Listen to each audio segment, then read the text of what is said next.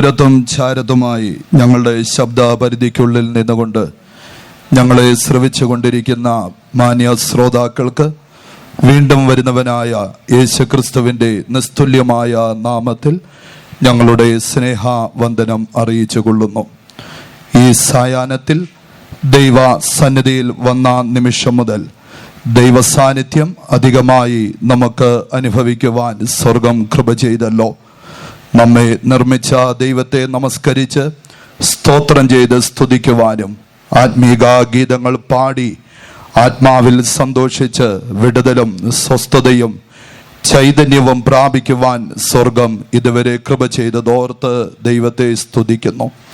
അതോടൊപ്പം തന്നെ അനുഗ്രഹീതമായ ഒരു സാക്ഷ്യവും നാം ശ്രവിച്ചു കഴിഞ്ഞു. പ്രിയ ദൈവദാസന്റെ ജീവിതത്തിൽ ചെയ്ത എല്ലാ നന്മയ്ക്കായും തുടർന്നും തന്നെ നിലനിർത്തേണ്ടതിനായും ദൈവം കരുണ കാണിക്കട്ടെ. കഴിഞ്ഞ രാത്രിയിലും സ്വർഗം കൃപയാൽ നമ്മോട് ഹൃദ്യമായി ഇടപെടുവാനിടയായി തീർന്നു. യിരെമ്യാ പ്രവചനം 13-ാം അധ്യായം 16-ാം വാക്യത്തിൽ നിന്നുകൊണ്ട് ദൈവത്തെക്കുറിച്ചുള്ളതായ അജ്ഞതയാകുന്ന ഇരുട്ടും ബന്ധനങ്ങളാകുന്ന ഇരുട്ടും പാപമാകുന്ന ഇരുട്ടിനെ പറ്റിയും ശാപമാകുന്ന ഇരുട്ടിനെ പറ്റിയും പ്രത്യാശയില്ലാത്ത അനുഭവങ്ങളാകുന്ന ഇരുട്ടിനെ പറ്റിയും അതിനേക്കാളുപരിയായി ഒരന്ധകാര പർവ്വതമായ അത് ന്യായവിധിയുടെ ഇരുട്ടിനെ പറ്റിയും നാം ചിന്തിക്കുവാൻ ഇടയായി തീർന്നു. ദൈവകൃപയിൽ ആശ്രയിച്ച് ഈ സായാഹ്നത്തിൽ തുടർന്നും ദൈവ വചനത്തിലേക്ക് നമ്മുടെ ശ്രദ്ധയെ തിരിക്കുവാൻ തക്കവണ്ണം സ്വർഗം നമ്മെ സഹായിക്കട്ടെ. ഇന്ന് രാത്രികാലം നമ്മുടെ ധ്യാനത്തിനായി യെശയ്യാ പ്രവചന പുസ്തകം 50-ാം അധ്യായം, യെശയ്യാ പ്രവചന പുസ്തകം 50-ാം അധ്യായം 10-ാം വാക്യം വായിക്കാം. നിങ്ങളിൽ യഹോവയെ ഭയപ്പെടുകയും അവന്റെ ദാസന്റെ വാക്കു കേട്ടനുസരിക്കുകയും ചെയ്യുന്നവൻ ആർ? തനിക്ക് പ്രകാശമില്ലാതെ അന്ധകാരത്തിൽ നടന്നതിലും അവൻ യഹോവയുടെ നാമത്തിൽ ആശ്രയിച്ച് തന്റെ ദൈവത്തിന്മേൽ ചാരിക്കൊള്ളട്ടെ. പ്രകാശമില്ലാത്ത അന്ധകാരത്തിലൂടെ നടന്നാലും യഹോവയുടെ നാമത്തിൽ ആശ്രയിച്ച് തന്റെ ദൈവത്തിൽ ചാരിക്കൊള്ളട്ടെ എന്നുള്ളതായ ഒരു ആഹ്വാനം നമുക്ക് ഈ വചനത്തിൽ നിന്ന് കാണുവാൻ കഴിയുകയാണ്.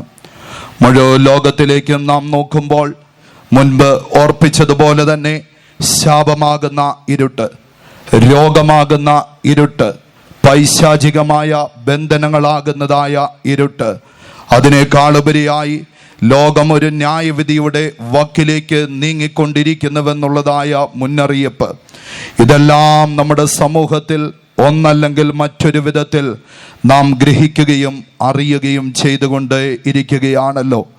ഇപ്രകാരം പ്രകാശമില്ലാത്ത അന്ധകാരത്തിലൂടെ ഈ സമൂഹം മുന്നോട്ട് പോയിക്കൊണ്ടിരിക്കുമ്പോൾ യഹോവയുടെ നാമത്തിൽ ആശ്രയിക്കുക, അതേ ദൈവത്തിൽ അതേ ചാരിക്കൊള്ളുക എന്നുള്ളതായ മഹത്വമേറിയതായ വാക്ക് ഏറെ ശ്രദ്ധ ചെലുത്തുന്ന ഒന്നാണല്ലോ. ദൈവത്തിന് സ്തോത്രം.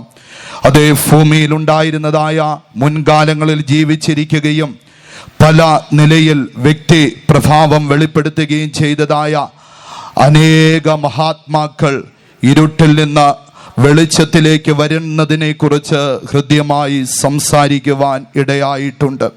ദൈവത്തിന് സ്തോത്രം. പ്രസിദ്ധമായ ഒരു വാക്ക്, അല്ലെങ്കിൽ ഇംഗ്ലീഷ് സംഗീത നിർമ്മാതാവായ ജെഫ് മോർക്കോ എന്ന് പറയുന്നതായ മനുഷ്യൻ ഇരുട്ടിൽ നിന്ന് വെളിച്ചത്തിലേക്ക് പോകുന്നതായ ആ അനുഭവത്തെ പറ്റി ഇങ്ങനെയാണ് പറയുവാനിടയായി തീർന്നത്. ഇരുണ്ട തുരങ്കത്തിലേക്ക് ഒരുവൻ നടക്കുന്നു എങ്കിലും ആ തുരങ്കത്തിന്റെ അവസാനം ഒരു വെളിച്ചമുണ്ടാകുമെന്നുള്ള പ്രതീക്ഷയോടുകൂടെ ആ തുരങ്കത്തിന്റെ ഓരോ ചുവടുകളിലൂടെ അവൻ കടക്കുമ്പോൾ ഇത് എന്നെ വെളിച്ചത്തിൽ എത്തിക്കുന്ന ഇടം വരെയും ഞാൻ എപ്പോൾ വെളിച്ചത്തിൽ എത്തിച്ചേരുമോ അതുവരെയും ഞാൻ ഇരിക്കുമെന്ന് അവൻ സ്വയം പറയണമെന്ന് ഓർപ്പിച്ചിരിക്കുകയാണ്. ദൈവത്തിന്റെ സ്തോത്രം. ലോകത്തിൽ ഇതുവരെയും കണ്ടിട്ടുള്ളതായ മഹാത്മാക്കളെല്ലാം ലോകത്തെ ഒരു ഇരുട്ടിലേക്ക് നയിക്കുന്നതായും ലോകം ഒരു ഇരുട്ടിന്റെ അനുഭവത്തിൽ കാണപ്പെടുന്നതായും നന്നായി ഗ്രഹിക്കുവാൻ ഇടയായി തീർന്നിട്ടുണ്ട്. ദൈവത്തിന്റെ സ്തോത്രം. മാത്രമല്ല, ഇരുട്ടിന്റെ അവസ്ഥയിലൂടെ കടന്നു പോകുമ്പോൾ ഒരുവന്റെ പ്രതികരണം എങ്ങനെ ആയിരിക്കണമെന്ന് 18-ാം നൂറ്റാണ്ടിൽ ജീവിച്ചിരുന്ന പ്രസിദ്ധയായ ഒരു എഴുത്തുകാരി, അല്ലെങ്കിൽ ലോകപ്രസിദ്ധയായ ഒരു മഹാത്മാവായിരുന്ന അത് സാറാ വില്യംസ് ഇപ്രകാരം പറയുവാനിടയായി തീർന്നിട്ടുണ്ട്. ദൈവത്തിന്റെ സ്തോത്രം. അത് ഇപ്രകാരമാണ് താൻ പറയുവാനിടയായത്: എൻ്റെ ആത്മാവ് ഇരുട്ടിൽ അസ്തമിച്ചാലും അത് പൂർണ്ണമായ വെളിച്ചത്തിൽ ഉദിക്കും.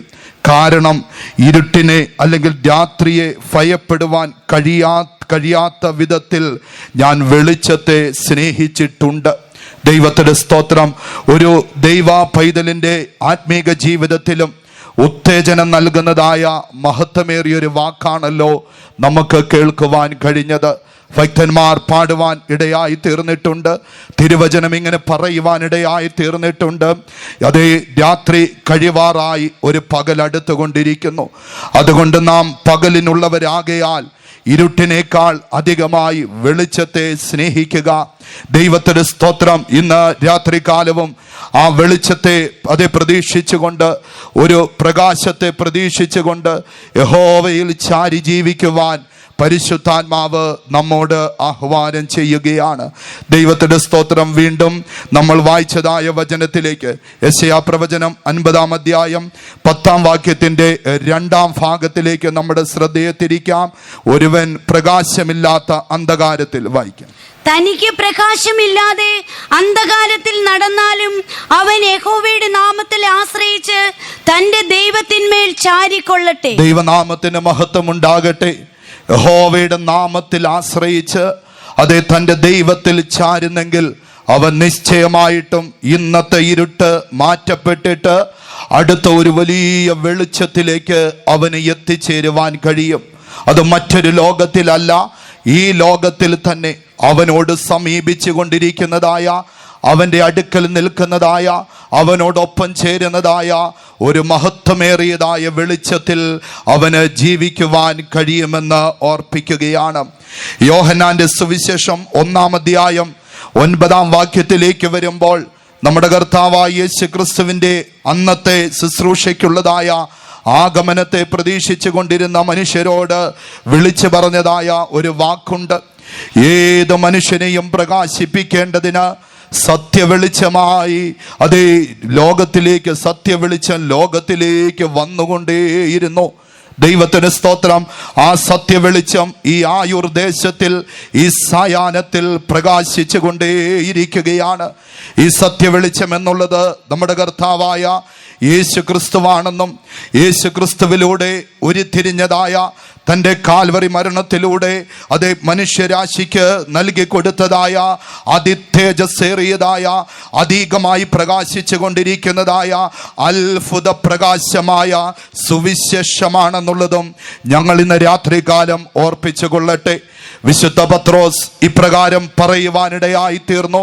അതിൻ്റെ 1-ാം ലേഖനം 2-ാം അധ്യായം 9-ാം വാക്യത്തിലേക്ക് വരുമ്പോൾ ഇങ്ങനെയാണ് പറഞ്ഞിട്ടുള്ളത്: നിങ്ങളോ അന്ധകാരത്തിൽ നിന്ന് അതേ അത്ഭുത പ്രകാശത്തിലേക്ക് നിങ്ങളെ വിളിച്ചവന്റെ എന്ന് പറയുകയാണ്. ദൈവത്തിന്റെ സ്തോത്രം. ഒരന്ധകാരത്തിൽ നിന്ന് അത്ഭുത പ്രകാശത്തിലേക്ക് ഇന്ന് രാത്രികാലം ആയൂർ ദേശത്തെയും വിളിക്കുകയാണ്. ഞങ്ങൾ വിളിച്ചു പറയുന്ന അത്ഭുത പ്രകാശം എന്നുള്ളത് സത്യസുവിശേഷമാണ്. ആ സുവിശേഷത്തിന് സാക്ഷികളായി അത്ഭുത പ്രകാശമാകുന്നതായ സുവിശേഷത്തിലൂടെ അത്ഭുത വെളിച്ചമാകുന്നതായ സഭയുടെ അതേ അംഗങ്ങളായി തീർന്ന് അതേ അതിശ്രേഷ്ഠമേറിയതായ തേജസ്സിലേക്ക് നയിക്കപ്പെടുന്നതായ, നിത്യതയാകുന്നതായ അത്ഭുത പ്രകാശത്തിലേക്ക് നയിക്കപ്പെടുന്നതായ ഒരു ചെറിയ സമൂഹമാണ് ഈ ആയൂർ ദേശത്തിന് സാക്ഷ്യമായി ഇപ്പോൾ നിങ്ങളുടെ മുൻപിൽ നിൽക്കുന്നത്. അതങ്ങനെ തന്നെ എന്ന് സമ്മതിക്കുന്ന ദൈവമക്കൾ, വീണ്ടെടുക്കപ്പെട്ടവരുടെ കരങ്ങൾ ഉയരട്ടെ. ഞാൻ ഈ അത്ഭുത പ്രകാശത്തിലൂടെ, അത്ഭുതത്തിന്റെ പ്രകാശത്തിലൂടെ നടന്ന് അതിശ്രേഷ്ഠമേറിയതും അതിശ്രേഷ്ഠമേറിയ തേജസ്സിലേക്ക് നയിക്കപ്പെടുന്നുവെന്നുള്ള പ്രത്യാശയോടെ, ശക്തിയോടെ 3 ഹല്ലേലൂയ ഈ ദേശത്തിന് സാക്ഷ്യമായി ഒന്ന് മുഴക്കിയാട്ടെ.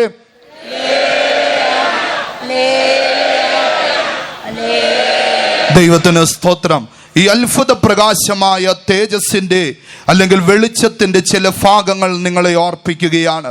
ദൈവത്തിന് സ്തോത്രം. എഫേസ്യർക്ക് എഴുതിയ ലേഖനം 1-ാം അധ്യായം അതിൻ്റെ 3-ാം വാക്യത്തിലേക്ക് നാം കടന്നു വരുമ്പോൾ എഫേസ്യർ 1:3 വായിക്കാം. സ്വർഗത്തിലെ സകല ആത്മീക അനുഗ്രഹത്താലും നമ്മെ ക്രിസ്തുവിൽ അനുഗ്രഹിച്ചിരിക്കുന്ന നമ്മുടെ കർത്താവായ യേശു ക്രിസ്തുവിന്റെ ദൈവവും പിതാവുമായവൻ വാഴ്ത്തപ്പെട്ടവൻ. ദൈവത്തിന്റെ സ്തോത്രം. അവിടെ ഒരു ഭാഗം കൊടുത്തിരിക്കുകയാണ്. അത് യഹോവയായ പിതാവായ ദൈവം വാഴ്ത്തപ്പെട്ടവൻ സ്വർഗത്തിലെ സകല ആത്മീക അനുഗ്രഹങ്ങളാലും. അതോടൊപ്പം തന്നെ കാണുവാൻ കഴിയുന്നതായ മറ്റൊരു ഭാഗമുണ്ട്. അത് രക്ഷയുടെ സുവിശേഷം എന്നുള്ളതായ ഒരു സത്യവചനം എന്നൊരു ഭാഗവും അവിടെ നമുക്ക് ദർശിക്കുവാൻ കഴിയുന്നുണ്ട്. 13 വാക്യം കൂടെ വായിക്കാം. അവനിൽ നിങ്ങൾക്കും നിങ്ങളുടെ രക്ഷയെക്കുറിച്ചുള്ള സുവിശേഷം എന്ന സത്യവചനം നിങ്ങൾ കേൾക്കുകയും അവനിൽ വിശ്വസിക്കുകയും ചെയ്തിട്ട്. നോക്കുക, രക്ഷയുടെ സുവിശേഷം എന്നുള്ളതായ സത്യവചനം ആരംഭത്തിൽ ഓർപ്പിച്ചു. ഏത് മനുഷ്യനെയും പ്രകാശിപ്പിക്കേണ്ടതിന് ഒരു സത്യവെളിച്ചം വന്നുകൊണ്ടേയിരുന്നു. അത് ഏത് മനുഷ്യനെയും പ്രകാശിപ്പിക്കുന്ന ഈ സത്യവെളിച്ചമാണ് സത്യസുവിശേഷം. രക്ഷയുടെ സുവിശേഷം എന്ന സത്യവചനത്തിലൂടെ നിങ്ങൾക്ക് വെളിപ്പെടുത്തി തരുന്നത്. ദൈവത്തിന്റെ സ്തോത്രം. ഇന്ന് രാത്രികാലം പ്രിയ സഹോദരങ്ങളെ, ആയൂർ ദേശ നിവാസികളെ, വളരെ വ്യക്തമായി ഞങ്ങൾ വിളിച്ചു പറയുകയാണ്. കാലങ്ങൾക്ക് മുൻപ് അതേ പ്രവാചകന്മാർ പ്രവചിച്ചിട്ടുള്ളതും ഭക്തന്മാർ ഗ്രഹിച്ചിട്ടുള്ളതുമായ ഒരു യാഥാർത്ഥ്യമാണ് ഒരു സത്യവചനം അല്ലെങ്കിൽ രക്ഷയുടെ സുവിശേഷം എന്നുള്ളതായ സത്യവചനം പ്രഘോഷിക്കപ്പെടുമെന്നുള്ളത്. ദൈവത്തിന്റെ സ്തോത്രം. ഇപ്രകാരമാണ് നമുക്ക് കാണുവാൻ കഴിയുന്നത്. തീത്തോസിന് എഴുതിയ ലേഖനം 2 അതിന്റെ 11 വാക്യത്തിൽ ഇപ്രകാരം എഴുതിയിരിക്കുകയാണ്: സർവജനത്തിനും രക്ഷാകരമായ ദൈവത്തിന്റെ കൃപ ഉദിച്ചുവല്ലോ. സർവജനത്തിനും രക്ഷാകരമായ ദൈവത്തിന്റെ കൃപ ഉദിച്ചുവല്ലോ. ഞങ്ങൾ വിളിച്ചു പറയുന്ന അത്ഭുത പ്രകാശത്തിൽ രക്ഷയുടെ സുവിശേഷം പ്രധാനമായും ഞങ്ങൾ പ്രഘോഷിക്കുകയാണ്. അത് സകല ജനത്തിനും ഉദിച്ചതായ ദൈവത്തിന്റെ കൃപയാണ്.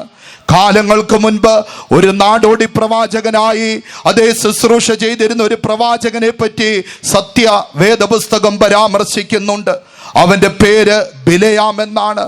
ഇസ്രായേൽ എന്നുള്ള തൻ്റെ സ്വന്തം ജനത്തെ ശപിക്കേണ്ടതിന് വേണ്ടി ബാലാക്ക് എന്ന് പറയുന്ന ഒരു ജാതീയ രാജാവ് അവനെ വിളിക്കുവാനിടയായി തീർന്നു.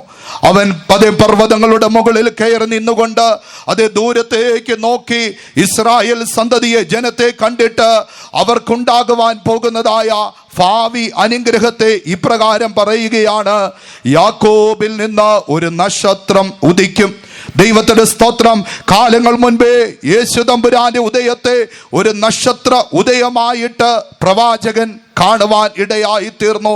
മാത്രമല്ല, യേശു തമ്പുരാന്റെ ജനനത്തോടടുപ്പിച്ച് അതേ അന്ന് ആയിരുന്നതായ ഭക്തന്മാരിൽ ചിലർ അതേ പറയുവാൻ ഇടയായി തീർന്നു. ലൂക്കോസിന്റെ സുവിശേഷം 1:77 മുതലുള്ളതായ വാക്യങ്ങളിൽ ഇപ്രകാരമാണ് യേശു തമ്പുരാനെ പറ്റി പറയുന്നത്: ഇരുട്ടിലും അന്ധതമസ്സിലും ഉള്ളവർക്ക് പ്രകാശിച്ചിട്ട് അതേ നമ്മുടെ കാലുകളെ സമാധാന മാർഗത്തിൽ നടത്തേണ്ടതിന് ഉദയം നമ്മെ അതേ സന്ദർശിച്ചെന്നാണ്. ദൈവത്തിന്റെ സ്തോത്രം. ഉദിക്കപ്പെട്ടതായ നക്ഷത്രം എന്തിനു വേണ്ടിയാണ് ഉദിച്ചതെന്ന് ഇവിടെ ഭക്തന്മാർ പാടുകയാണ്. ദൈവത്തിന്റെ സ്തോത്രം. പാടിയതായ പാട്ടിപ്രകാരമാണ്: ഇരുളിലും അന്ധതമസ്സിലും ഉദിച്ചിട്ട് ദൈവത്തിന്റെ സ്തോത്രം നമ്മുടെ കാലുകളെ സമാധാന മാർഗത്തിൽ നടത്തേണ്ടതിന് ആ ഉദയം നമ്മെ സന്ദർശിച്ചുവെന്നാണ്. ദൈവത്തിന്റെ സ്തോത്രം. ഇന്ന് രാത്രി കാലം ആയൂർ പട്ടണത്തിലും ഉദിച്ചുയരുന്നതായ നക്ഷത്രം കർത്താവായ യേശു ക്രിസ്തു എന്ന സത്യ വെളിച്ചമാണെന്ന് ഞങ്ങൾ ധൈര്യത്തോടെ വിളിച്ചു പറയുകയാണ്. ദൈവത്തിന്റെ സ്തോത്രം. പ്രിയ സഹോദരങ്ങളെ, രക്ഷയുടെ സുവിശേഷം എന്നുള്ള സത്യവചനം അത് പ്രകാശമായി ഈ ലോകത്തിലേക്ക് വന്നുകൊണ്ടിരുന്നു. ഇന്ന് അത് ലോകത്തിൽ ശക്തിയോടുകൂടെ ജ്വലിച്ച് പ്രകാശിച്ചുകൊണ്ടേ ഇരിക്കുകയാണ്. ദൈവത്തിന്റെ സ്തോത്രം. ഈ രക്ഷയുടെ സുവിശേഷത്തിൽ വളരെ വ്യക്തമായി പറയുന്നതായ ഒരു ആഹ്വാനമുണ്ട്. ഒന്നാം ബെന്തക്കോസ്തിന്റെ സന്ദേശത്തിൽ അപ്പോസ്തല പ്രവൃത്തികൾ 2 അതേ 11 പേരോടുകൂടെ പത്രോസ്ലിഹ എഴുന്നേറ്റ് നിന്നിട്ട് അന്ന് പ്രസംഗിച്ചതായ പ്രസംഗത്തിൽ പറഞ്ഞിട്ടുള്ളതായ ഒരു വാക്കാണത്. അത് 2 40 വാക്യത്തിൽ ഇങ്ങനെയാണ് പറഞ്ഞിരിക്കുന്നത്: വക്രതയുള്ള തലമുറയുടെ നടുവിൽ നിന്ന് രക്ഷിക്കപ്പെട്ടുകൊള്ളുവീൻ. ദൈവത്തിന് സ്തോത്രം. ഇത് വക്രതയുള്ള തലമുറയായിരിക്കുമെന്ന് വളരെ വ്യക്തമായി തിരുവചനം പറയുകയാണ്. യേശുതമ്പുരാന്റെ അടുക്കൽ വന്ന് ചില അടയാളങ്ങളൊക്കെ ചോദിച്ചപ്പോൾ അന്ത്യകാലത്ത് എന്തായിരിക്കും, എങ്ങനെയായിരിക്കും ജനത്തിൻ്റെ നിലവാരമെന്ന് യേശുതമ്പുരാൻ പ്രതിവചിച്ചപ്പോൾ ഇങ്ങനെയാണ് പറഞ്ഞത്: നോഹയുടെ കാലം പോലെ, ലോത്തിന്റെ കാലം പോലെ. ദൈവത്തിന് സ്തോത്രം. നോഹയുടെ കാലത്തും ലോത്തിന്റെ കാലത്തും നടന്നതായ കാര്യം, അത് നട്ടും തിന്നും വിറ്റും കൊടുത്തും വിവാഹത്തിന് കൊടുത്തും വാങ്ങിയും ഇങ്ങനെയുള്ളതായ ഒരു ജീവിതത്തെയാണ് യേശുതമ്പുരാൻ കൃത്യമായിട്ട് ഓർപ്പിച്ചത്. പ്രിയ ദൈവമക്കളെ, ഈ കാലം വളരെ വ്യക്തമായി നമ്മൾ മനസ്സിലാക്കുക. ഏതൊരു തലത്തെയും അത് വാണിജ്യവൽക്കരിക്കുവാൻ ശ്രമിക്കുന്നതായ വക്രതയുള്ളതായ ഒരു തലമുറയാണ് നമ്മുടെ നടുവിൽ ഇന്ന് നമുക്ക് കാണുവാൻ കഴിയുന്നത്. അപ്പോൾ വക്രതയുള്ള തലമുറയുടെ നടുവിൽ നിന്ന് നാം രക്ഷിക്കപ്പെടണം. അധികം എന്ത് പറയണ്ടു, ആത്മീക മണ്ഡലങ്ങൾ പോലും വാണിജ്യവൽക്കരിക്കപ്പെടുന്നതായ കാഴ്ച, വക്രതയുടെ കാഴ്ച നേർക്കാഴ്ചയായി നമ്മൾ ഓരോ ദിവസവും കണ്ടുകൊണ്ടിരിക്കുകയാണ്. ഇങ്ങനെയുള്ള കാലഘട്ടത്തിൽ നമ്മൾ രക്ഷപ്പെട്ടുകൊള്ളണമെന്ന് തിരുവചനം ഓർപ്പിക്കുകയാണ്. മീഖാ പ്രവചനത്തിൽ കാലങ്ങൾക്ക് മുമ്പ് പ്രവാചകൻ എഴുതി വെച്ചു. 2-ാം അധ്യായം 10-ാം വാക്യത്തിൽ ഇങ്ങനെയാണ് പറഞ്ഞത്: നാശത്തിന്, കഠിനനാശത്തിന് കാരണമായിരിക്കുന്ന മാലിന്യ നിമിത്തം അല്ലെങ്കിൽ മ്ലേച്ഛത നിമിത്തം, വക്രത നിമിത്തം ഇത് നിങ്ങൾക്ക് വിശ്രാമ സ്ഥലമല്ല. അതുകൊണ്ട് തേജസ്സിന്റെ സുവിശേഷം അല്ലെങ്കിൽ രക്ഷയുടെ സുവിശേഷം, ആ സത്യ വെളിച്ചം ഇന്ന് രാത്രികാലം വിളിച്ചു പറയുന്നത് ഈ വക്രതയുള്ള തലമുറയുടെ നടുവിൽ നിന്ന് രക്ഷപ്പെട്ടുകൊള്ളുവീൻ എന്നുള്ളതാണ്. ദൈവത്തിന്റെ സ്തോത്രം. ഇന്ന് രാത്രികാലം പ്രിയ ദൈവമക്കളെ, നമുക്ക് ഒരുമിച്ച് ദൈവസന്നിധിയിൽ അത് സമ്മതിക്കാം. ഈ വക്രതയുള്ള തലമുറയുടെ നടുവിൽ നിന്ന് രക്ഷപ്പെട്ട് കാണിപ്പാനിരിക്കുന്നതായ തേജസ്സേറിയതായ അതേ ശ്രേഷ്ഠമേറിയതായ പ്രകാശത്തിലേക്ക് നമുക്ക് എത്തിച്ചേരുവാൻ നമ്മെ തന്നെ പൂർണ്ണമായി സമർപ്പിക്കാം. ദൈവത്തിന്റെ സ്തോത്രം. ആയതിനാൽ ഇന്ന് രാത്രികാലം അത് ഞങ്ങൾ വീണ്ടും രക്ഷയുടെ സന്ദേശത്തിന് ചില വാക്കുകളും കൂടെ ഈ ദേശത്തോട് ഓർപ്പിച്ചു കൊള്ളട്ടെ. ദൈവത്തിന്റെ സ്തോത്രം. രക്ഷയുടെ സന്ദേശത്തിൽ കൊടുത്തിട്ടുള്ളതായ അതിപ്രധാനമായ കാര്യങ്ങൾ, ദൈവത്തിന്റെ സ്തോത്രം, അത് എന്താണ് എന്നുള്ളത് നമുക്ക് കാണുവാൻ കഴിയുകയാണ്.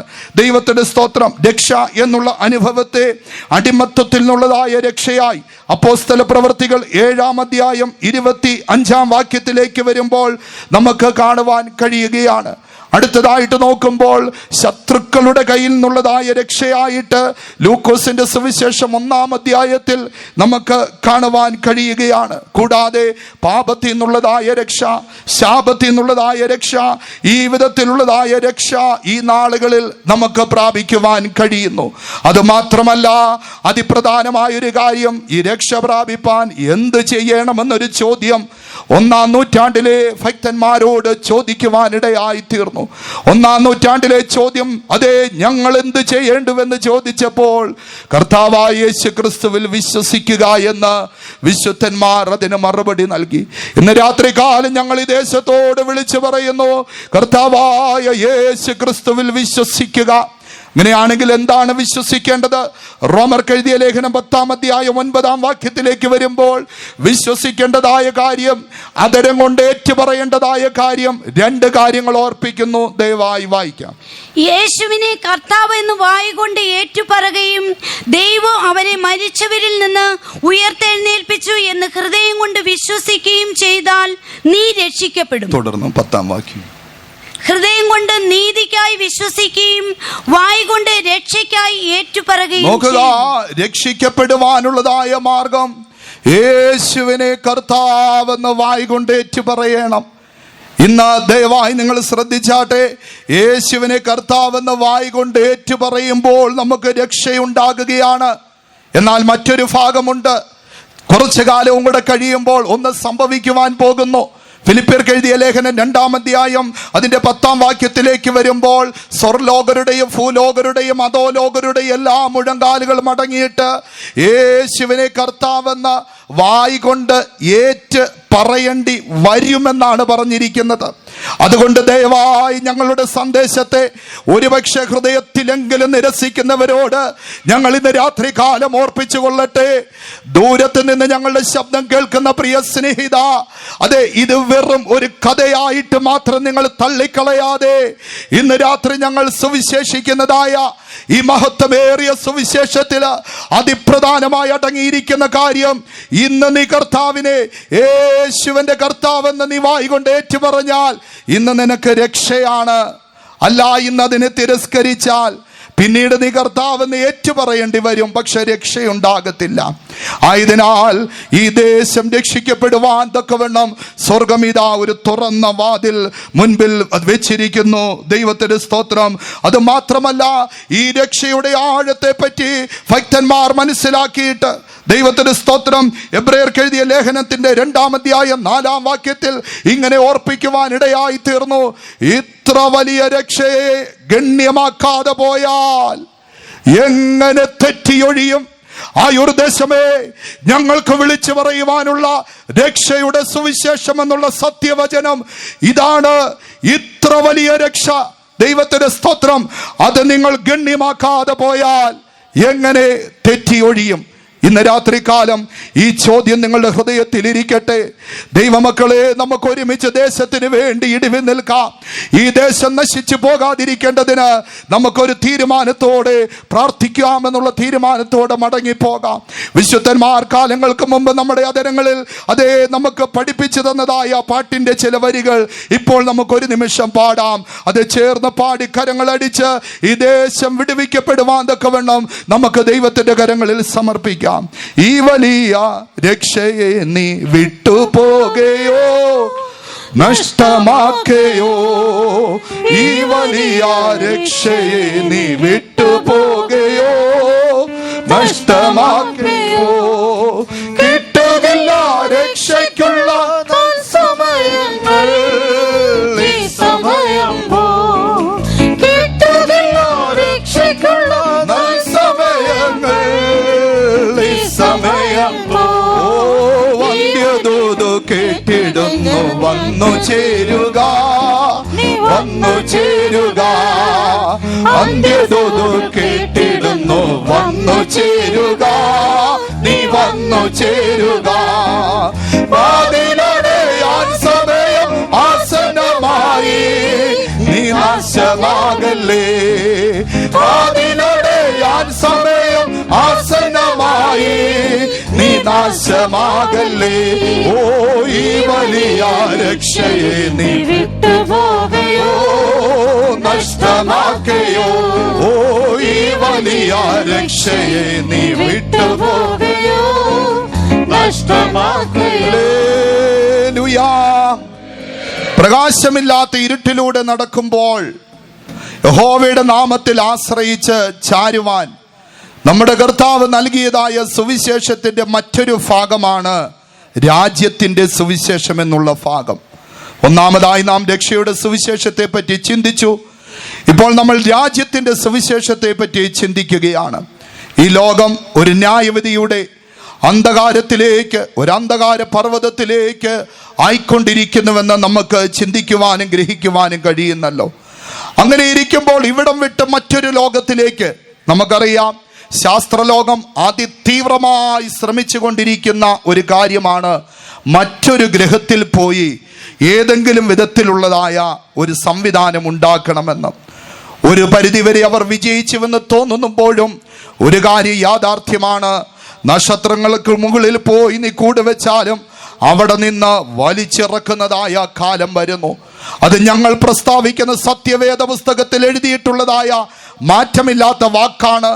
ഇങ്ങനെ ഒരു സംവിധാനം പരിശ്രമിക്കുമെന്നും അന്യഗ്രഹങ്ങളിൽ പോയി വീടുകൾ വയ്ക്കുവാനും ജീവിക്കുവാനുള്ളതായ സാഹചര്യങ്ങൾ മനുഷ്യൻ അന്വേഷിക്കുമെന്നും ഒരു പരിധിവരെ അവൻ്റെ അന്വേഷണങ്ങൾ വിജയം കാണുമെന്നും, എന്നാൽ അവിടുന്ന് അവനെ വലിച്ചു താഴെ ഇറക്കുന്നതായ ഒരു കാലമുണ്ടെന്ന് സത്യവേദ പുസ്തകം കൃത്യമായിട്ട് വ്യക്തമായിട്ട് പറഞ്ഞിരിക്കുകയാണ്. ആയതിനാൽ ഇന്ന് രാത്രികാലം അതേ ഈ ലോകത്തിന്റെ കണ്ടുപിടുത്തങ്ങളുടെ പിന്നാലെ ചിന്തിക്കാതെ അതിനപ്പുറമായിട്ട് ദൈവം ഒരുക്കുന്നതായ രാജ്യത്തിന്റെ അനുഭവം, അതുകൊണ്ടാണ് കർത്താവായ യേശു ക്രിസ്തു താൻ ഭൂമിയിൽ നിന്ന് വാങ്ങിപ്പോകുന്നതിന് മുൻപ് ഇപ്രകാരം പറയുവാനിടയായി തീർന്നു. മത്തായി എഴുതിയ സുവിശേഷം 24 അധ്യായം അതിന്റെ 14 വാക്യത്തിലേക്ക് വരുമ്പോൾ ഇങ്ങനെയാണ് പറഞ്ഞിട്ടുള്ളത്. രാജ്യത്തിന്റെ സുവിശേഷം സകല ജാതികൾക്കും, ഒന്ന് വായിക്കാമോ? രാജ്യത്തിന്റെ ഈ സുവിശേഷം സകല ജാതികൾക്കും സാക്ഷ്യമായി ഭൂലോകത്തിലൊക്കെയും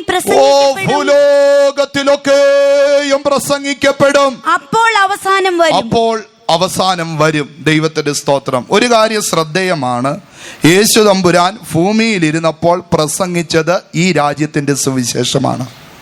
മത്തായി എഴുതിയ സുവിശേഷം 4 അധ്യായത്തിലേക്ക് വരുമ്പോൾ നമുക്കത് കാണുവാൻ കഴിയുന്നുണ്ട്. മത്തായി എഴുതിയ സുവിശേഷം 4 അധ്യായത്തിലേക്ക് വരുമ്പോൾ അവിടെ ഇങ്ങനെയാണ് പറയുന്നത്. 4:23 വാക്യം. പിന്നെ യേശു ഗലീലയിലൊക്കെയും ചുറ്റി സഞ്ചരിച്ചുകൊണ്ട് അവരുടെ പള്ളികളിൽ ഉപദേശിക്കുകയും രാജ്യത്തിന്റെ സുവിശേഷം പ്രസംഗിക്കുകയും ചെയ്തു. ദൈവത്തിന്റെ സ്തോത്രം. ഈ രാജ്യത്തിന്റെ സുവിശേഷം എന്നുള്ളത് ദൈവ രാജ്യത്തിന്റെ സുവിശേഷമാണ്. ഇത് ദൈവരാജ്യത്തിന്റെ സുവിശേഷമാണ് യേശു പ്രസംഗിച്ചത്. നമുക്കറിയാം, അതേ ലോകത്തിലെ മഹാത്മാക്കളൊക്കെയും 2 കൈയും നീട്ടി അതേ ഹൃദയത്തോട് ചേർത്തണയ്ക്കുന്നതായ ബൈബിൾ ഭാഗമാണ് മത്തായി എഴുതിയ സുവിശേഷം 5 അധ്യായം മുതലുള്ള ഗിരിപ്രഭാഷണങ്ങൾ. നമ്മുടെ മഹാത്മാഗാന്ധിജിയും അദ്ദേഹവും ആ ഗിരിപ്രഭാഷണത്തിലെ ചില ഭാഗങ്ങൾ ഉൾക്കൊണ്ടുകൊണ്ട് തൻ്റെ ചില തത്വങ്ങൾ ആവിഷ്കരിക്കുവാനിടയായി തീർന്നുവെന്ന് നമുക്കെല്ലാവർക്കും അറിയാം. ദൈവത്തിന്റെ സ്തോത്രം. എന്നാൽ നമ്മുടെ കർത്താവായ യേശു ക്രിസ്തു ഗിരിപ്രഭാഷണ പരമ്പരയിൽ ഒന്നാമതായിട്ട് പറഞ്ഞതായ വാക്ക് ദൈവരാജ്യത്തെ കുറിച്ചായിരുന്നു. വായിച്ചു നോക്കാം. 1-2 വാക്യങ്ങൾ വായിക്കും. അവൻ പുരുഷാരത്തെ കണ്ടാറെ മലമേൽ കയറി അവൻ ഇരുന്ന ശേഷം ശിഷ്യന്മാർ അടുക്കൽ വന്നു.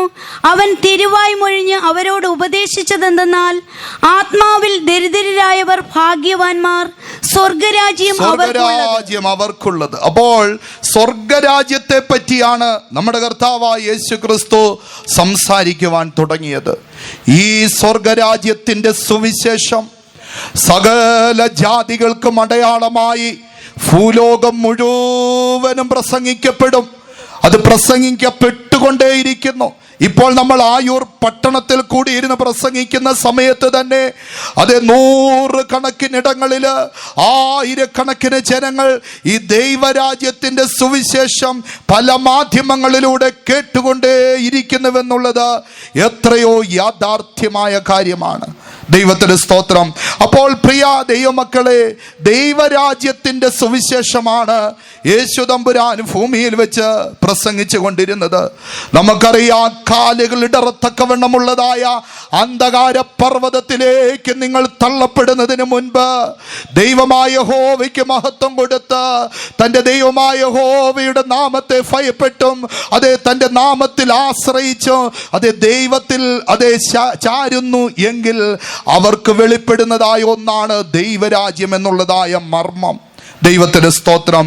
മാത്രമല്ല, മത്തായി എഴുതിയ സുവിശേഷത്തിൽ ധാരാളം കാര്യങ്ങൾ, 5 അധ്യായത്തിൽ ധാരാളം കാര്യങ്ങളുണ്ട്. ഞാൻ എല്ലാം ഇപ്പോൾ സ്പർശിക്കുവാൻ ആഗ്രഹിക്കുന്നില്ല. ദൈവത്തിന്റെ സ്തോത്രം. എന്നാൽ ഈ ദൈവരാജ്യം എന്നുള്ളതായ യാഥാർത്ഥ്യം ചുരുക്കം പേർക്ക് മാത്രം ഒതുക്കി നിർത്തണമെന്ന് യേശു തമ്പുരാൻ ആഗ്രഹിച്ചില്ല. അതുകൊണ്ടാണ് യേശു തമ്പുരാൻ ചെയ്തതായ കാര്യം ദൈവരാജ്യത്തെ, ഇപ്പോൾ സ്വർഗത്തിലുള്ള ഏതെങ്കിലും ഒരു കാര്യത്തെ കൊണ്ടുവന്ന് പറയുന്നതിന് പകരം, നമുക്കറിയാം, ഇപ്പോൾ അമേരിക്കയിലൊക്കെ ഉള്ളതായ ആരെങ്കിലും അമേരിക്കയിലൊക്കെ പോയിട്ട് വരുമ്പോഴത്തേക്ക് അവർ അമേരിക്കയിൽ നിന്ന് വന്നതാണെന്നുള്ളത് അറിയിക്കാൻ ഒന്നുമില്ലെങ്കിൽ 2 ഇംഗ്ലീഷൊക്കെ നമ്മളോട് പറഞ്ഞ് കേൾപ്പിക്കാറുണ്ട്. ദൈവത്തിൻ്റെ സ്തോത്രം. കാരണം അവർ അമേരിക്കയിൽ നിന്ന് വന്നതാണെന്ന് നമുക്കറിയണം. ദൈവത്തിൻ്റെ സ്തോത്രം. അപ്പോൾ അമേരിക്കയിലുള്ളതും കൊണ്ടാണ് അവർ വരുന്നത്. അവിടെ ഉള്ളതായ എന്തൊക്കെയോ കാര്യങ്ങളാണ് അവർ നമ്മളോട് പറയുന്നത്. പക്ഷെ യേശു തമ്പുരാൻ ചെയ്തത് എന്താണ്? താൻ ചെയ്തത് ഈ ഭൂമിയിലുള്ളതും സാധാരണക്കാർക്ക് മനസ്സിലാകുന്നതായ വിധത്തില് അതിൻ്റെതായ നിലയിൽ ഉപമകളിലൂടെ ദൈവരാജ്യത്തെ പരിചയപ്പെടുത്തി കൊടുത്തു. മത്തായി എഴുതിയ സുവിശേഷം 13 അധ്യായത്തിലേക്ക് വരുമ്പോൾ നമുക്കത് കാണുവാൻ കഴിയുന്നു. ദൈവത്തിന്റെ സ്തോത്രം. ശിഷ്യന്മാരോട് ഇത് പറയുമ്പോൾ തന്നെ ദൈവത്തിന് സ്തോത്രം.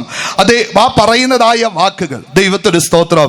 ഒന്നാമതായിട്ട് പറയുന്നത് അതെ വയലുമായി ബന്ധപ്പെട്ട കാര്യമാണ്. വയലിൽ വിത്ത് വിതയ്ക്കുന്നതും വിത്ത് വളരുന്നതും വിത്ത് എങ്ങനെ അല്ലെങ്കിൽ അത് ഏത് വിധത്തിൽ ഫലമാകുന്നു എന്നുള്ളതായ കാര്യം ഒന്നാമതായിട്ട് പറഞ്ഞു കൊടുത്തു.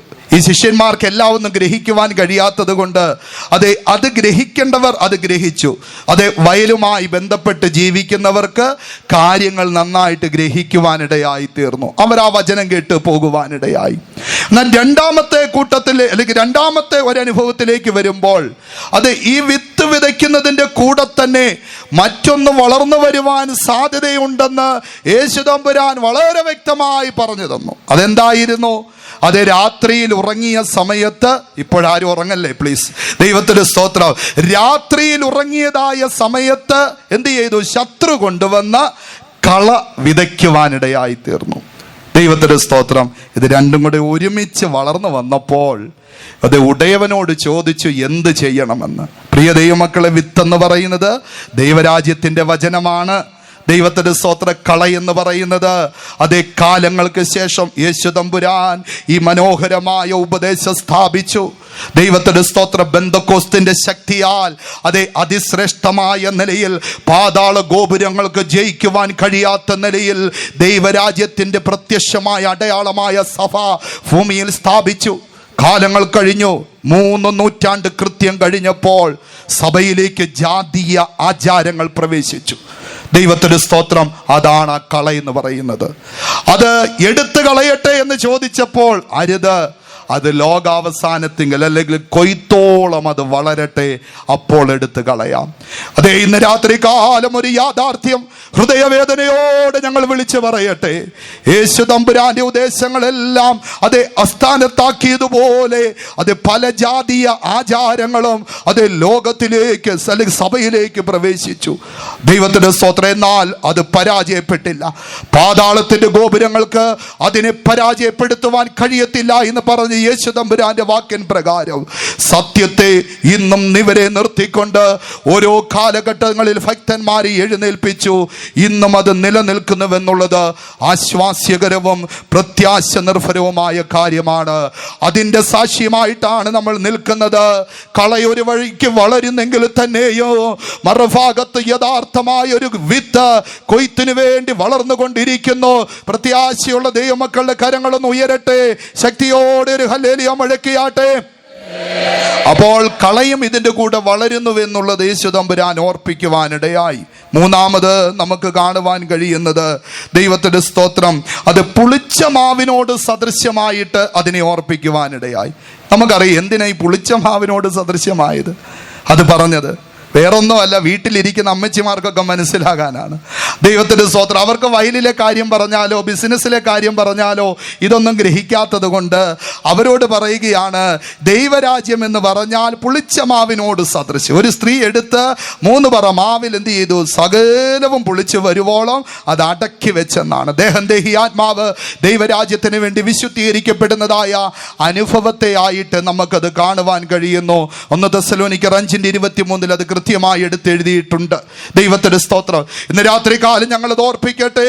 ഇങ്ങനെ ഓരോരുത്തരുടെ തലങ്ങളിൽ നിന്നുകൊണ്ട് വീണ്ടും നാം നോക്കുമ്പോൾ നമുക്ക് കാണുവാൻ കഴിയുന്നത് ഒരു ഭാഗ്യാന്വേഷിയായ മനുഷ്യൻ, ദൈവത്തിന്റെ സ്തോത്രം, നിധികൾ തേടി അലയുന്നതായ ഒരു മനുഷ്യൻ, അവനോട് ചേർത്ത് ഈ ദൈവരാജ്യത്തെ ഉപമിക്കുന്നതായി കാണുവാൻ കഴിയുന്നു.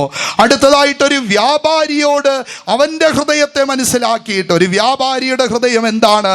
ഒരു രത്ന വ്യാപാരി ഒരു മുത്തിനെ കണ്ടു കഴിഞ്ഞാൽ അവനുള്ള സകലവും വിറ്റിട്ട് അവൻ പോയി അതിനെ നേടുമെന്നുള്ളതായ അനുഭവത്തിൽ നിന്നുകൊണ്ട് ഒരു വ്യാപാരിക്ക് മനസ്സിലാകുന്ന രീതിയിൽ ദൈവരാജ്യത്തെ സുവിശേഷിക്കുവാനിടയായി. ദൈവത്തിന്റെ സ്തോത്രം. ഏറ്റവും ഒടുവിലായിട്ട് 2 കാര്യങ്ങളും കൂടെ ഓർപ്പിച്ചു. കടലിൽ എറിയുന്നതായ വല, അതിൽ നിറയെ മീൻകൂട്ടമായി കഴിയുമ്പോൾ അതിനെ കരയ്ക്കടുപ്പിച്ച് കൊണ്ടുവരുന്നതായ അനുഭവമാണ് ദൈവരാജ്യമെന്നും ലോകാവസാനത്തിൽ നല്ലതിനെ ചേർത്തുകൊള്ളുകയും കെട്ടതിനെ എടുത്തെറിയുമെന്നും അതേ തിരുവചനത്തിൽ യേശു തമ്പുരാൻ ഓർപ്പിക്കുവാനിടയായി. ഇന്ന് രാത്രികാലം പ്രിയ ദൈവമക്കളെ, ദൈവരാജ്യം എന്നുള്ള യാഥാർത്ഥ്യം എല്ലാ തലങ്ങളിലുള്ളവരും കൃത്യമായി മനസ്സിലാക്കണമെന്ന് യേശു തമ്പുരാൻ ആഗ്രഹിച്ചിട്ട് ദൈവത്തിന്റെ സ്തോത്രം എല്ലാ തലങ്ങളിലുള്ള മനുഷ്യരെയും ഉൾക്കൊണ്ടുകൊണ്ട് ദൈവരാജ്യത്തിന്റെ സുവിശേഷം വളരെ വ്യക്തമായി ഈ ഭൂമിയിലായിരുന്നപ്പോൾ അത് നൽകി കൊടുക്കുവാനിടയായി. ദൈവത്തിന്റെ സ്തോത്രം. അതുകൊണ്ട് മാത്രം തീരുന്നില്ല, ഇനി ഈ ദൈവരാജ്യത്തിൽ ഒന്ന് കിടക്കണം, ദൈവരാജ്യം കാണണം. അപ്പോൾ ഇതൊക്കെ കേൾക്കുമ്പോൾ ഒരു ആഗ്രഹം ഉണ്ടാകും. അപ്പോൾ ദൈവരാജ്യം എന്താണ്, എങ്ങനെയാണെന്നൊക്കെ ഒന്ന് കേട്ടു. അപ്പോൾ ഇതൊന്ന് അറിയണം, അന്ന് കാണണം, അത് എന്താണ്, അതിനുള്ളിലൊന്ന് പ്രവേശിക്കണം. അതിനുള്ളതായ മാനദണ്ഡങ്ങൾ കൃത്യമായിട്ട് യേശു തമ്പുരാൻ പറഞ്ഞു കൊടുത്തു. മത്തായി എഴുതിയ സുവിശേഷത്തിലേക്ക് നാം കടന്നു വരുമ്പോൾ നമുക്ക് അത് കാണുവാൻ കഴിയുന്നുണ്ട്. യേശു തമ്പുരാൻ ഇപ്രകാരമാണ് പറയുവാനിടയായി തീർന്നത്.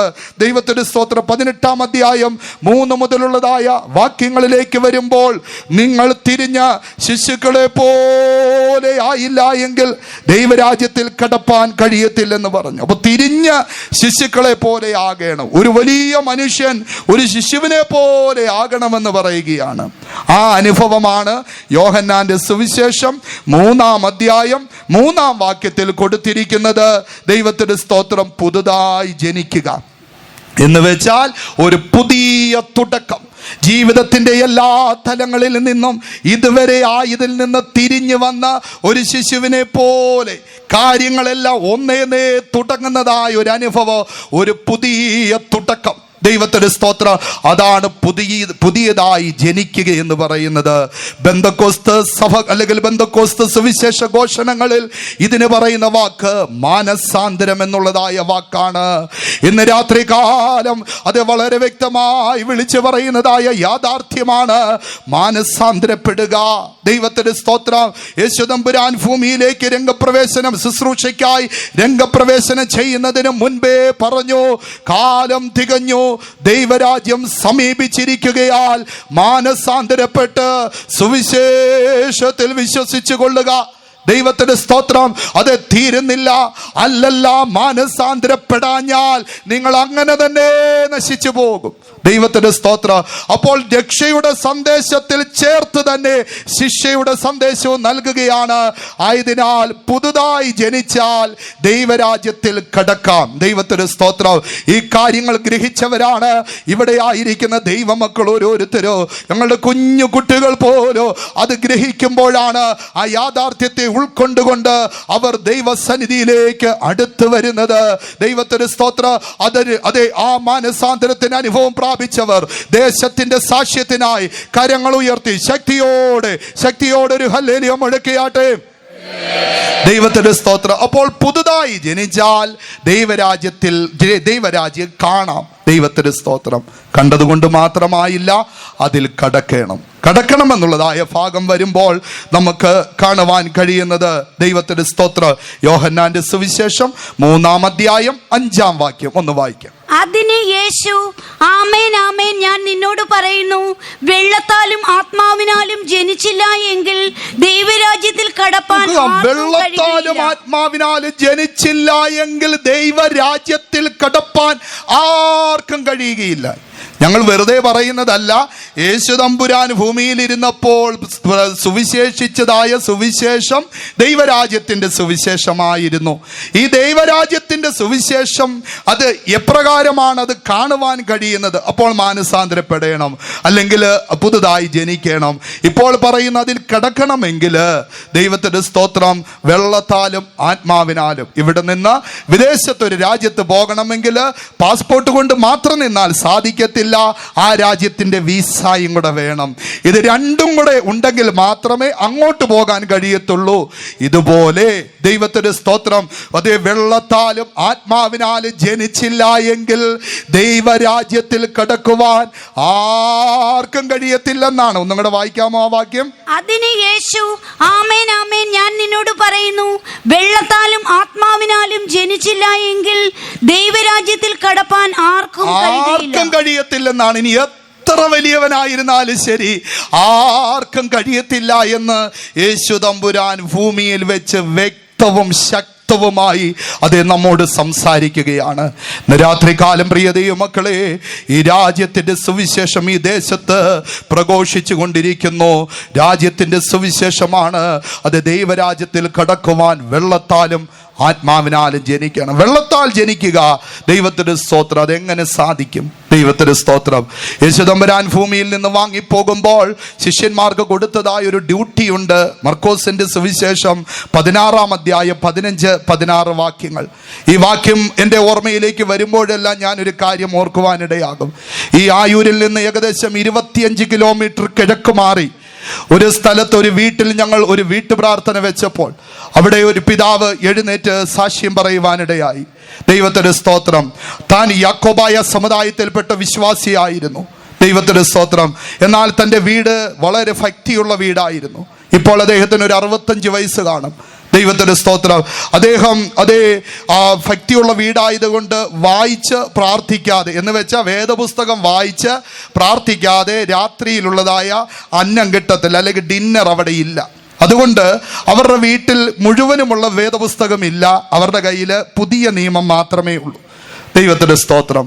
ഈ പുതിയ നിയമത്തിൽ അദ്ദേഹം ഇങ്ങനെ തപ്പിക്കൊണ്ട് നടന്നപ്പോൾ ഏറ്റവും ഒടുവിൽ ചെറുപ്രായത്തിൽ ഏറ്റവും എളുപ്പമുള്ള ഒരു അധ്യായം കിട്ടി. അത് മർക്കോസ് 16-ാം അധ്യായമാണ്. ദൈവത്തിന്റെ സ്തോത്രം. താനത് എല്ലാ ദിവസവും വായിക്കുവാൻ തുടങ്ങി. തൻ്റെ ചെറുപ്രായത്തിൽ ആയിരുന്ന സാമുദായിക ബന്ധത്തിൽ തന്നെ ആയിരുന്നപ്പോഴാണ് എല്ലാ ദിവസവും വായിക്കുവാൻ തുടങ്ങി. വായിച്ച് വായിച്ച് വായിച്ച് ഏറ്റവും ഒടുവിൽ ഇതങ്ങ് കാണാതെയും പഠിച്ചു.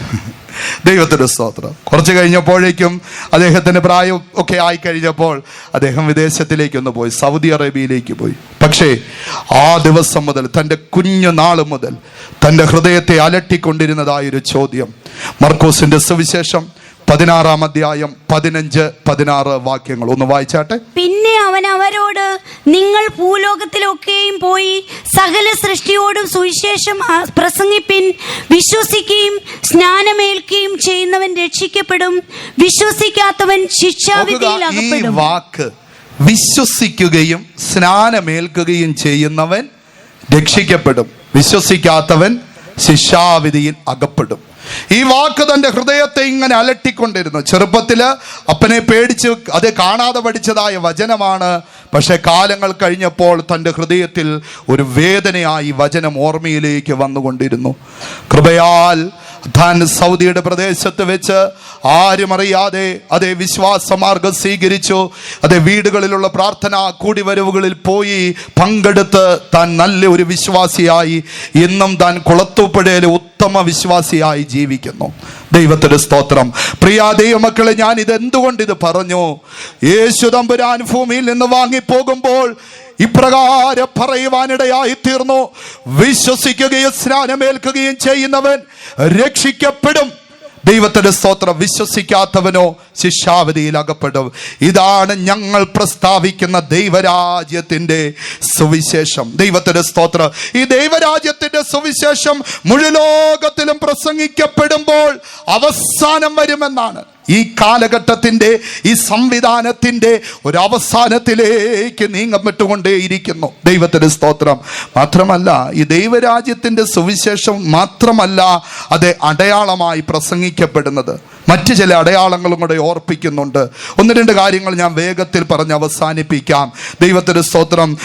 മത്തായി എഴുതിയ സുവിശേഷം 24-ാം അധ്യായം അതിൻ്റെ 33-ാം വാക്യത്തിലേക്ക് വരുമ്പോൾ നമുക്ക് കാണുവാൻ കഴിയുന്നത്, അത്തി മുതലായ സകല അല്ലെങ്കിൽ വൃക്ഷങ്ങളെ നോക്കുവാൻ പറയുകയാണ്. അതിൻ്റെ കൊമ്പ് ഇളതായി ഇല തളിർക്കുമ്പോൾ വേനൽ അടുത്തുവെന്ന് നിങ്ങൾ അറിയുന്നില്ലയോ? ഈ അത്തി എന്ന് പറയുന്നത് യഹൂദനെയാണ് കാണിക്കുന്നത്. ഞങ്ങൾ ബന്ധക്കോസുകാർ മിക്കവാറും വേദികളിലൊക്കെ ഈ പേര് പറയുമ്പോൾ ഒരു പക്ഷേ ഒരു ചിന്തയുണ്ടായേക്കാം, ഞങ്ങൾക്ക് അവരോട് എന്തോ സ്നേഹമുണ്ടെന്ന്. ഒരു സ്നേഹവും ഇല്ല. ഞങ്ങൾ ഈ പ്രസംഗിക്കുന്ന രക്ഷകനെ ഒന്നും അവർ ഏറ്റെടുത്തിട്ടൊന്നുമില്ല. ഈ സുവിശേഷത്തെ അംഗീകരിച്ച കൂട്ടവും അല്ലത്. ദൈവത്തിന്റെ സ്തോത്രം. ഞങ്ങൾ പ്രസംഗിക്കുന്ന രക്ഷകനെ ക്രൂശിച്ച് കൊന്നവരാണവർ. അപ്പോൾ അവരോട് സ്നേഹമുണ്ടായിട്ടല്ല, പക്ഷെ രക്ഷകൻ പറഞ്ഞു, അവരെ കണ്ട് നിങ്ങൾ ചില കാര്യങ്ങൾ ഓർത്തുകൊള്ളണം, പഠിച്ചുകൊള്ളണം. എന്താണ് അത്തി മുതലായ വൃക്ഷങ്ങൾ തളിർക്കുന്നത്? ദൈവത്തിന്റെ സ്തോത്രം. നമുക്കറിയാം, AD 70 മുഴുലോകത്തിലേക്കും ചിതറപ്പെട്ടതായ ഒരു കൂട്ടമായിരുന്നു യഹൂദന്മാർ.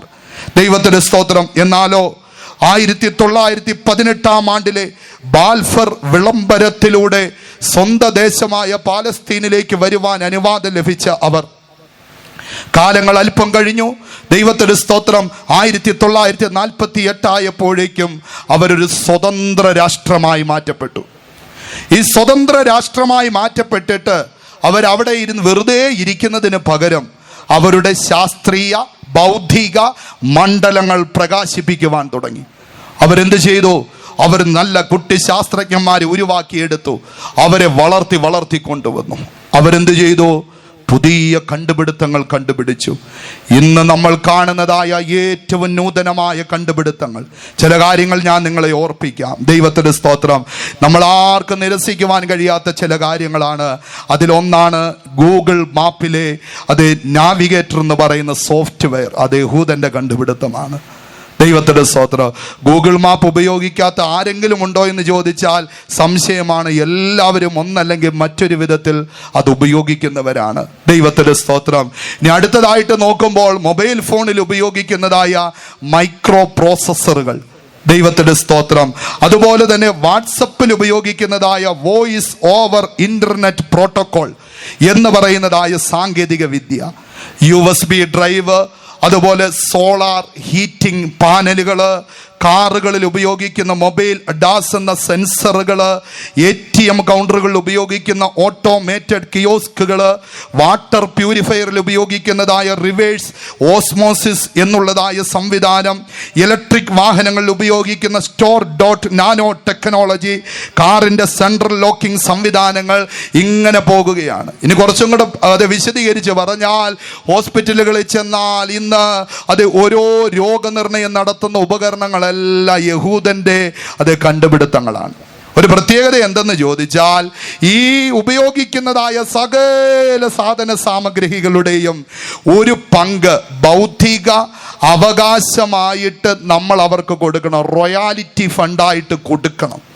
നമ്മളിപ്പോൾ എന്തുപയോഗിച്ചാലും ഒരു പങ്ക് യഹൂദന്റെ കമ്പനികളിലേക്ക്, ഇസ്രായേലിലേക്ക് ഒഴുകിക്കൊണ്ടിരിക്കുകയാണ്. അതാണ് യേശു തമ്പുരാൻ പറഞ്ഞത്, അത്തിമുതലായ വൃക്ഷങ്ങളെ നിങ്ങൾ നോക്കിക്കൊള്ളണം. അവന്റെ കൊമ്പുള്ളതായി ഇല തളിർക്കുമ്പോൾ വേനലടുത്തു.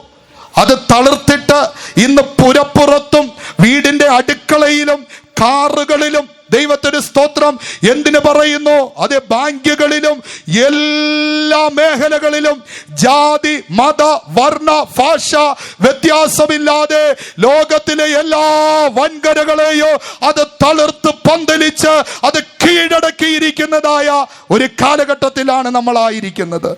പക്ഷെ ദൈവമക്കളെ, ഇതെല്ലാം നിങ്ങൾ ഉപയോഗിച്ചോ? ഓർത്തുകൊള്ളണം, അത്തി തളിർക്കുമ്പോൾ വേനൽ അടുത്തു.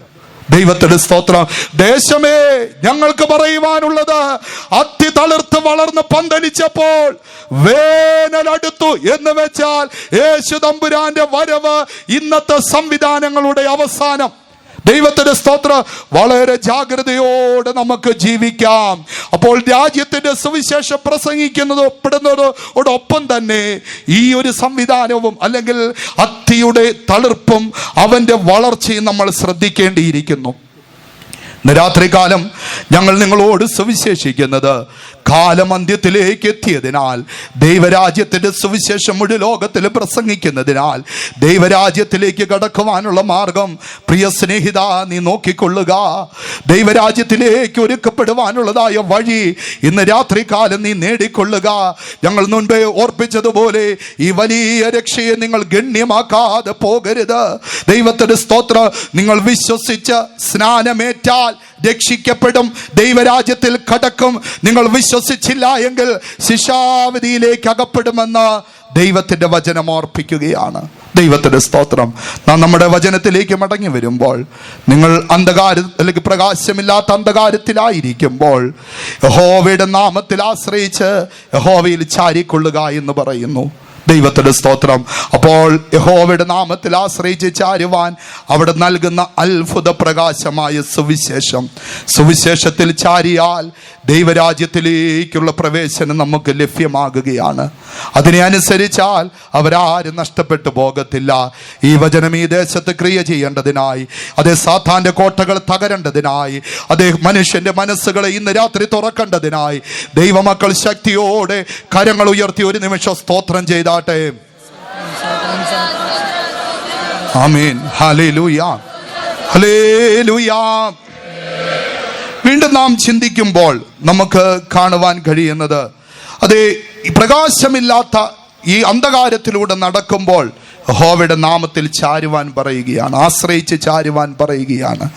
ദൈവത്തിന്റെ സ്തോത്രം. നമ്മൾ ആത്മാവിൽ ഉണർത്തിയതായ സമയത്ത് ഒരു കാര്യം ഇങ്ങനെ കേൾക്കുവാനിടയായി, കൂരിരുൾ താഴ്വരയിലൂടെ കടക്കേണ്ടി വന്നാലും ഞാൻ നിന്നോടുകൂടി ഇരിക്കുമെന്ന് പറഞ്ഞതായൊരു വാക്ക്. ദൈവത്തിന്റെ സ്തോത്രം. കൂരിരുൾ താഴ്വരയ്ക്ക് മറ്റ് ഭാഷകളിൽ കൊടുത്തിട്ടുള്ളത് മരണ ഇരുളിൻ പള്ളത്താക്ക്. തമിഴിൽ കൊടുത്തിരിക്കുന്നത് അങ്ങനെയാണ്, മരണ ഇരുളിൻ പള്ളത്താക്ക് എന്ന് വെച്ചാൽ രോഗങ്ങളെ കാണിക്കുകയാണ്. ഈ രോഗങ്ങൾ ജീവിതത്തിൽ വരുമ്പോൾ രോഗത്തിന് സൗഖ്യമുണ്ടാകുവാൻ, അതൊരു കൂരിരുട്ട് പോലെ ജീവിതത്തെ വേട്ടയാടുമ്പോൾ യഹോവയുടെ നാമത്തിൽ ആശ്രയിച്ച് യഹോവയിൽ ചാരുവാൻ തക്കവണ്ണം പറയുകയാണ്. അങ്ങനെയാണെങ്കിൽ ആ ചാരുന്ന അനുഭവം എന്താണ്? മലാക്കി പ്രവചനം 4-ാം അധ്യായം 2-ാം വാക്യത്തിലേക്ക് വരുമ്പോൾ അവിടെ ഇങ്ങനെ പറയുകയാണ്, എപ്രകാരമാണ് ചാരുന്നത്? അത് ഭയപ്പെടുകയെന്നാണ് അവിടെ കൊടുത്തിരിക്കുന്നത്. എൻ്റെ നാമത്തെ ഭയപ്പെടുന്ന നിങ്ങൾക്കോ നീതി സൂര്യൻ തൻ്റെ ചിറകിൻ കീഴെ രോഗോപ ശാന്തിയോടുകൂടെ ഉദിക്കും. നിങ്ങളും പുറപ്പെട്ട് തൊഴുത്തുകളിൽ നിന്ന് വരുന്നതായ പശുക്കിടാക്കളെ പോലെ തുള്ളിച്ചാടും. ഇന്ന് രാത്രികാലം പ്രിയ ദൈവമക്കളെ, ഈ പന്തലിൻ കീഴിൽ രോഗികളായിരിക്കുന്നവരോട് പരിശുദ്ധാത്മാവിൽ ഞങ്ങൾ ഓർപ്പിച്ചു കൊള്ളട്ടെ, നിങ്ങൾ ആ രോഗത്തിൻ്റെ താഴ്വരയിലൂടെ കടന്നു പോകുന്നവരാകാം. ദൈവമക്കളെല്ലാവരും ഒരു നിമിഷം ഈ പന്തലിലേക്ക് ശ്രദ്ധിച്ചാട്ടെ. അതേ വഴിയരികിൽ നിൽക്കുന്ന ദൈവമക്കളെയും കൂടെ ഉദ്ദേശിച്ചാണ് പറയുന്നത്, നിങ്ങളുടെ കണ്ണുകളും കൂടെ ഒരു നിമിഷം അടയട്ടെ. അതെ, ഈ പന്തലിൻ കീഴിൽ രോഗികളായിരിക്കുന്നവർ ഇന്ന് രാത്രികാല സൗഖ്യമാകണം. ദൈവത്തിന്റെ സ്തോത്രം. തൻ്റെ നാമത്തിൽ ആശ്രയിക്കുകയെന്ന് പറഞ്ഞാൽ തൻ്റെ നാമത്തെ ഭയപ്പെടുക. നിശ്ചയമായിട്ട് തൻ്റെ നാമത്തെ ഭയപ്പെടുന്നവരുടെ മേൽ നീതി സൂര്യൻ രോഗോപശാന്തിയോടുകൂടി ഉദിക്കും. മാത്രമല്ല, കൂരിരുൾ താഴ്വരയിലൂടെ ആയിരിക്കാം നീ കടന്നു പോകുന്നത്. നിന്റെ മക്കളുടെ അധാർമികമായ പ്രവൃത്തികൾ കണ്ടിട്ട്, അനുസരണക്കേടുകൾ കണ്ടിട്ട് എന്തായി തീരും ഇവന്റെ ജീവിതത്തിന്റെ മുന്നോട്ടുള്ളതായ പോക്കെന്ന് ചിന്തിച്ചുകൊണ്ട് ഭാരപ്പെടുന്ന പ്രിയ മാതാപിതാക്കളെ, കരങ്ങളൊന്ന് ഉയർന്നു നിൽക്കട്ടെ. ഇന്ന് രാത്രി കാലം നീതി സൂര്യൻ ഉദിക്കട്ടെ. അതേ, അനുസരണക്കേടെന്നുള്ളതായ പിന്മാറ്റം എന്നുള്ളതായ ശപിക്കപ്പെട്ട രോഗം മാറ്റപ്പെടുവാൻ നീതി സൂര്യൻ ഇന്ന് രാത്രി കാലം ഉദിക്കപ്പെടുവാനിടയായി തീരട്ടെ. ഒരുപക്ഷെ കടബാധ്യത നിമിത്തം നിന്റെ മനസ്സ് ഭാരപ്പെട്ട് മനസ്സിനൊട്ടും സുഖമില്ലാത്ത വിധത്തില് മനസ്സിന് രോഗത്തോടുകൂടെ ആ ഒരു അവസ്ഥയിൽ നീ കാണപ്പെടുന്നുണ്ടാകാം. ഇല്ല, നീ അടങ്ങിയിരിക്കണ്ട. ഇന്ന് രാത്രി കാലം നിന്റെ അവസ്ഥ ഈ പന്തലിൻ കീഴിൽ ഇരുന്നു കൊണ്ട് ദൈവത്തോടൊന്ന് അറിയിച്ചാട്ടെ. കരങ്ങൾ ഉയർത്തി ദൈവത്തോടൊന്ന് നിലവിളിച്ചാട്ടെ. യേശുവേ, നീ എന്നെ സഹായിക്കണമേ. അടങ്ങിയിരിക്കണ്ട. ശബ്ദമുയർന്നുകൊണ്ടിരിക്കട്ടെ, ശബ്ദമുയർന്നുകൊണ്ടിരിക്കട്ടെ.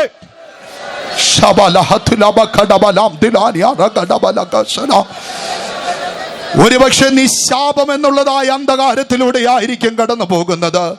ശപിക്കപ്പെട്ട പട്ടണമായ യെരിഹോവിന് സമീപത്തായി ഒരു ഭിക്ഷക്കാരൻ ഇരിപ്പുണ്ടായിരുന്നു.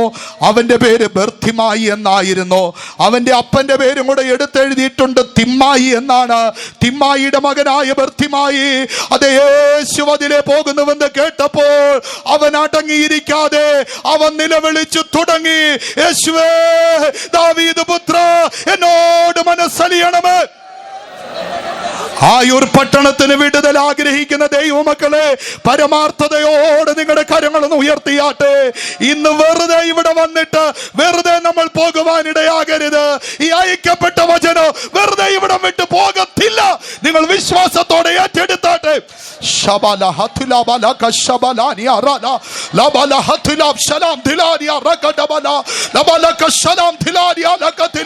നീ ഇന്ന് നേരിടുന്ന കൂരിരുൾ അതെന്ത് തന്നെയായിരുന്നു, നീ പ്രകാശമില്ലാത്ത അന്ധകാരത്തിലൂടെ നീ നടന്നാലോ ധൈര്യമായിട്ട് തന്റെ നാമത്തെ ചാരുക. ദൈവമക്കളെ, ഈ ദേശത്തിന്റെ വിടുതൽ എന്റെയും നിങ്ങളുടെയും ആദരങ്ങളിൽ ഇരിക്കുന്നു. നിങ്ങൾ ശക്തിയോടെ ആത്മാവിലൊന്ന് ബലപ്പെട്ടുകൊള്ളുക. നിന്റെ കുടുംബത്തിന്റെ അതേ ജയത്തിന്റെ ധ്വനി ഇന്ന് മുഴങ്ങുവാൻ തക്കവണ്ണം നിന്റെ ആദരങ്ങൾ തുറക്കട്ടെ. മരണവും ജീവനും നാവിന്റെ അധികാരത്തിന് കീഴിലാണ് ഉള്ളത്. ഇന്ന് നീ ശബ്ദമുയർത്തി യേശുവേ സഹായിക്കണമേ എന്ന് നീ മനഃപൂർവ്വമായി പറയുന്നെങ്കിൽ ഇന്ന് ആ നീതി സൂര്യൻ ഉദിക്കുക തന്നെ ചെയ്യും.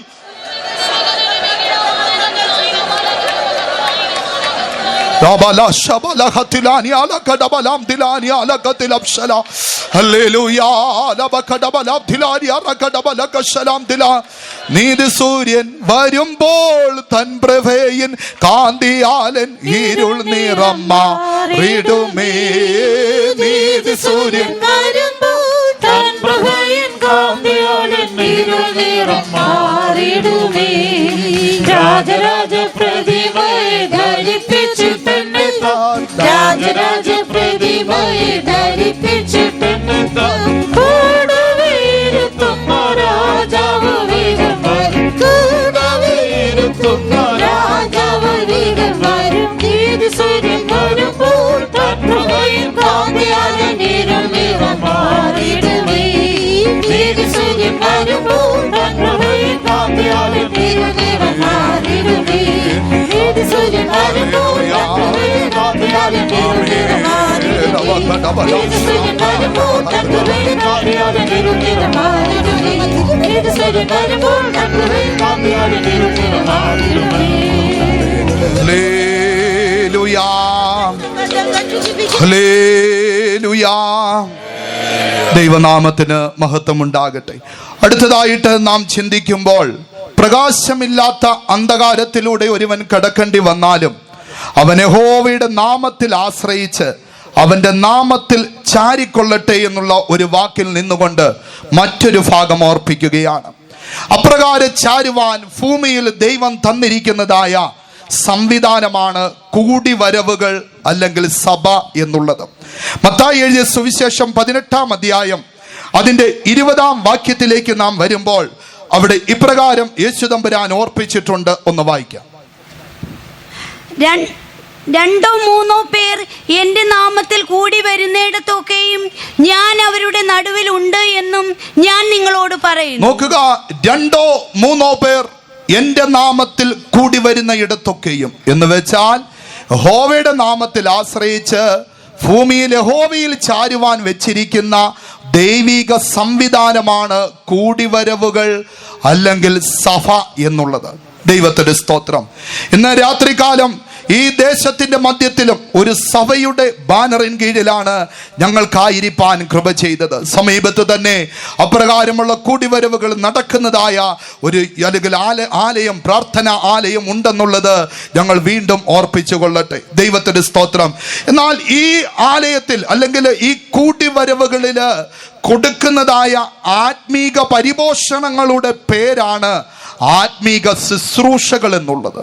ദൈവത്തിന്റെ സ്തോത്രം. അത് ചില കാര്യങ്ങൾ ഓർമ്മപ്പെടുത്തി ഞാൻ എൻ്റെ ഭാഗം അവസാനിപ്പിക്കുവാൻ ആഗ്രഹിക്കുന്നു. ദൈവത്തിന്റെ സ്തോത്രം. വിശുദ്ധ വേദപുസ്തകം ഈ ആത്മീക ശുശ്രൂഷകളെ പരിചയപ്പെടുത്തുമ്പോൾ ദൈവത്തിന്റെ സ്തോത്രം ഒരു താരതമ്യ പഠനം നടത്തിയാണ് ഈ ആത്മീക ശുശ്രൂഷകൾ എന്താണെന്ന് പരിചയപ്പെടുത്തുവാനിടയായി തീർന്നത്. കൊരിന്ത്യർക്ക് എഴുതിയ 2-ാം ലേഖനം 3-ാം അധ്യായത്തിലേക്ക് വരുമ്പോൾ ഇത് ഞങ്ങൾക്ക് സ്വയമായി സങ്കല്പിക്കുവാൻ പോലും കഴിയത്തില്ല എന്ന് 5-ാം വാക്യമോ 6-ാം വാക്യമോ? 5-ാം വാക്യം. ഞങ്ങളിൽ നിന്ന് തന്നെ വരും പോലെ സ്വയമായി വല്ലതും സങ്കല്പിക്കുവാൻ ഞങ്ങൾ പ്രാപ്തരല്ല. ദൈവത്തിന്റെ സ്തോത്രം. ഞങ്ങളാരും പ്രാപ്തരല്ല. ഈ ശുശ്രൂഷയ്ക്ക് വേണ്ടി വന്നതോ ഈ ദൂതുകൾ അറിയിക്കുന്നതോ ഈ ദേശത്തിന്റെ മധ്യത്തിൽ ആത്മീക ശുശ്രൂഷകൾ ചെയ്യുന്നതിനോ ഞങ്ങളാരും പ്രാപ്തരല്ല. അടുത്തത്, ഞങ്ങളുടെ പ്രാപ്തി ദൈവത്തിന്റെ ദാനമത്രേ. അടുത്ത വാക്ക്, അവൻ ഞങ്ങളെ പുതുനിയമത്തിന്റെ ശുശ്രൂഷകരാകുവാൻ പ്രാപ്തരാക്കി. ദൈവത്തിന്റെ സ്തോത്രം. അവൻ ഞങ്ങളെ പുതുനിയമത്തിന്റെ ശുശ്രൂഷകരാകുവാൻ പ്രാപ്തരാക്കി. ഈ വാക്ക് പറയുമ്പോൾ ഒരു താരതമ്യ പഠനം അവിടെ ആരംഭിക്കുകയാണ്. ദൈവത്തിന്റെ സ്തോത്രം. അതെ, വളരെ വർഷങ്ങൾക്ക് മുമ്പ് ദൈവത്തിന്റെ സ്തോത്രം, അതെ, ആ സീനായി പർവ്വതത്തിൽ നിന്ന് ന്യായപ്രമാണ പ്രകാരമുള്ള ആരാധനയുടെ ക്രമീകരണങ്ങൾ വാങ്ങിക്കൊണ്ട് വന്ന മോശയിലൂടെ ദൈവം സ്ഥാപിച്ചതായ ആരാധനയും ശുശ്രൂഷകളും കർത്താവായ യേശുക്രിസ്തുവിലൂടെ ആരംഭിച്ചതായ കൃപയും കൃപയുടെ ശുശ്രൂഷകളും. അതുകൊണ്ടാണ് യോഹന്നാന്റെ സുവിശേഷം 1-ാം അധ്യായത്തിലേക്ക് വരുമ്പോൾ ന്യായപ്രമാണം മോശ മുഖാന്തരം വന്നുവെന്നും ദൈവത്തിന്റെ സ്തോത്ര കൃപ എന്നുള്ളത് യേശു ക്രിസ്തു മുഖാന്തരം വന്നുവെന്നുള്ളതും ഓർപ്പിക്കുന്നത്. അപ്പോൾ ന്യായപ്രമാണത്തിന്റെ ശുശ്രൂഷ അതും പുതിയ നിയമ ശുശ്രൂഷയും തമ്മിൽ ഒരു വ്യക്തമായ ഒരു താരതമ്യ പഠനം നടത്തുന്നതായി നമുക്ക് കാണുവാൻ കഴിയുകയാണ്.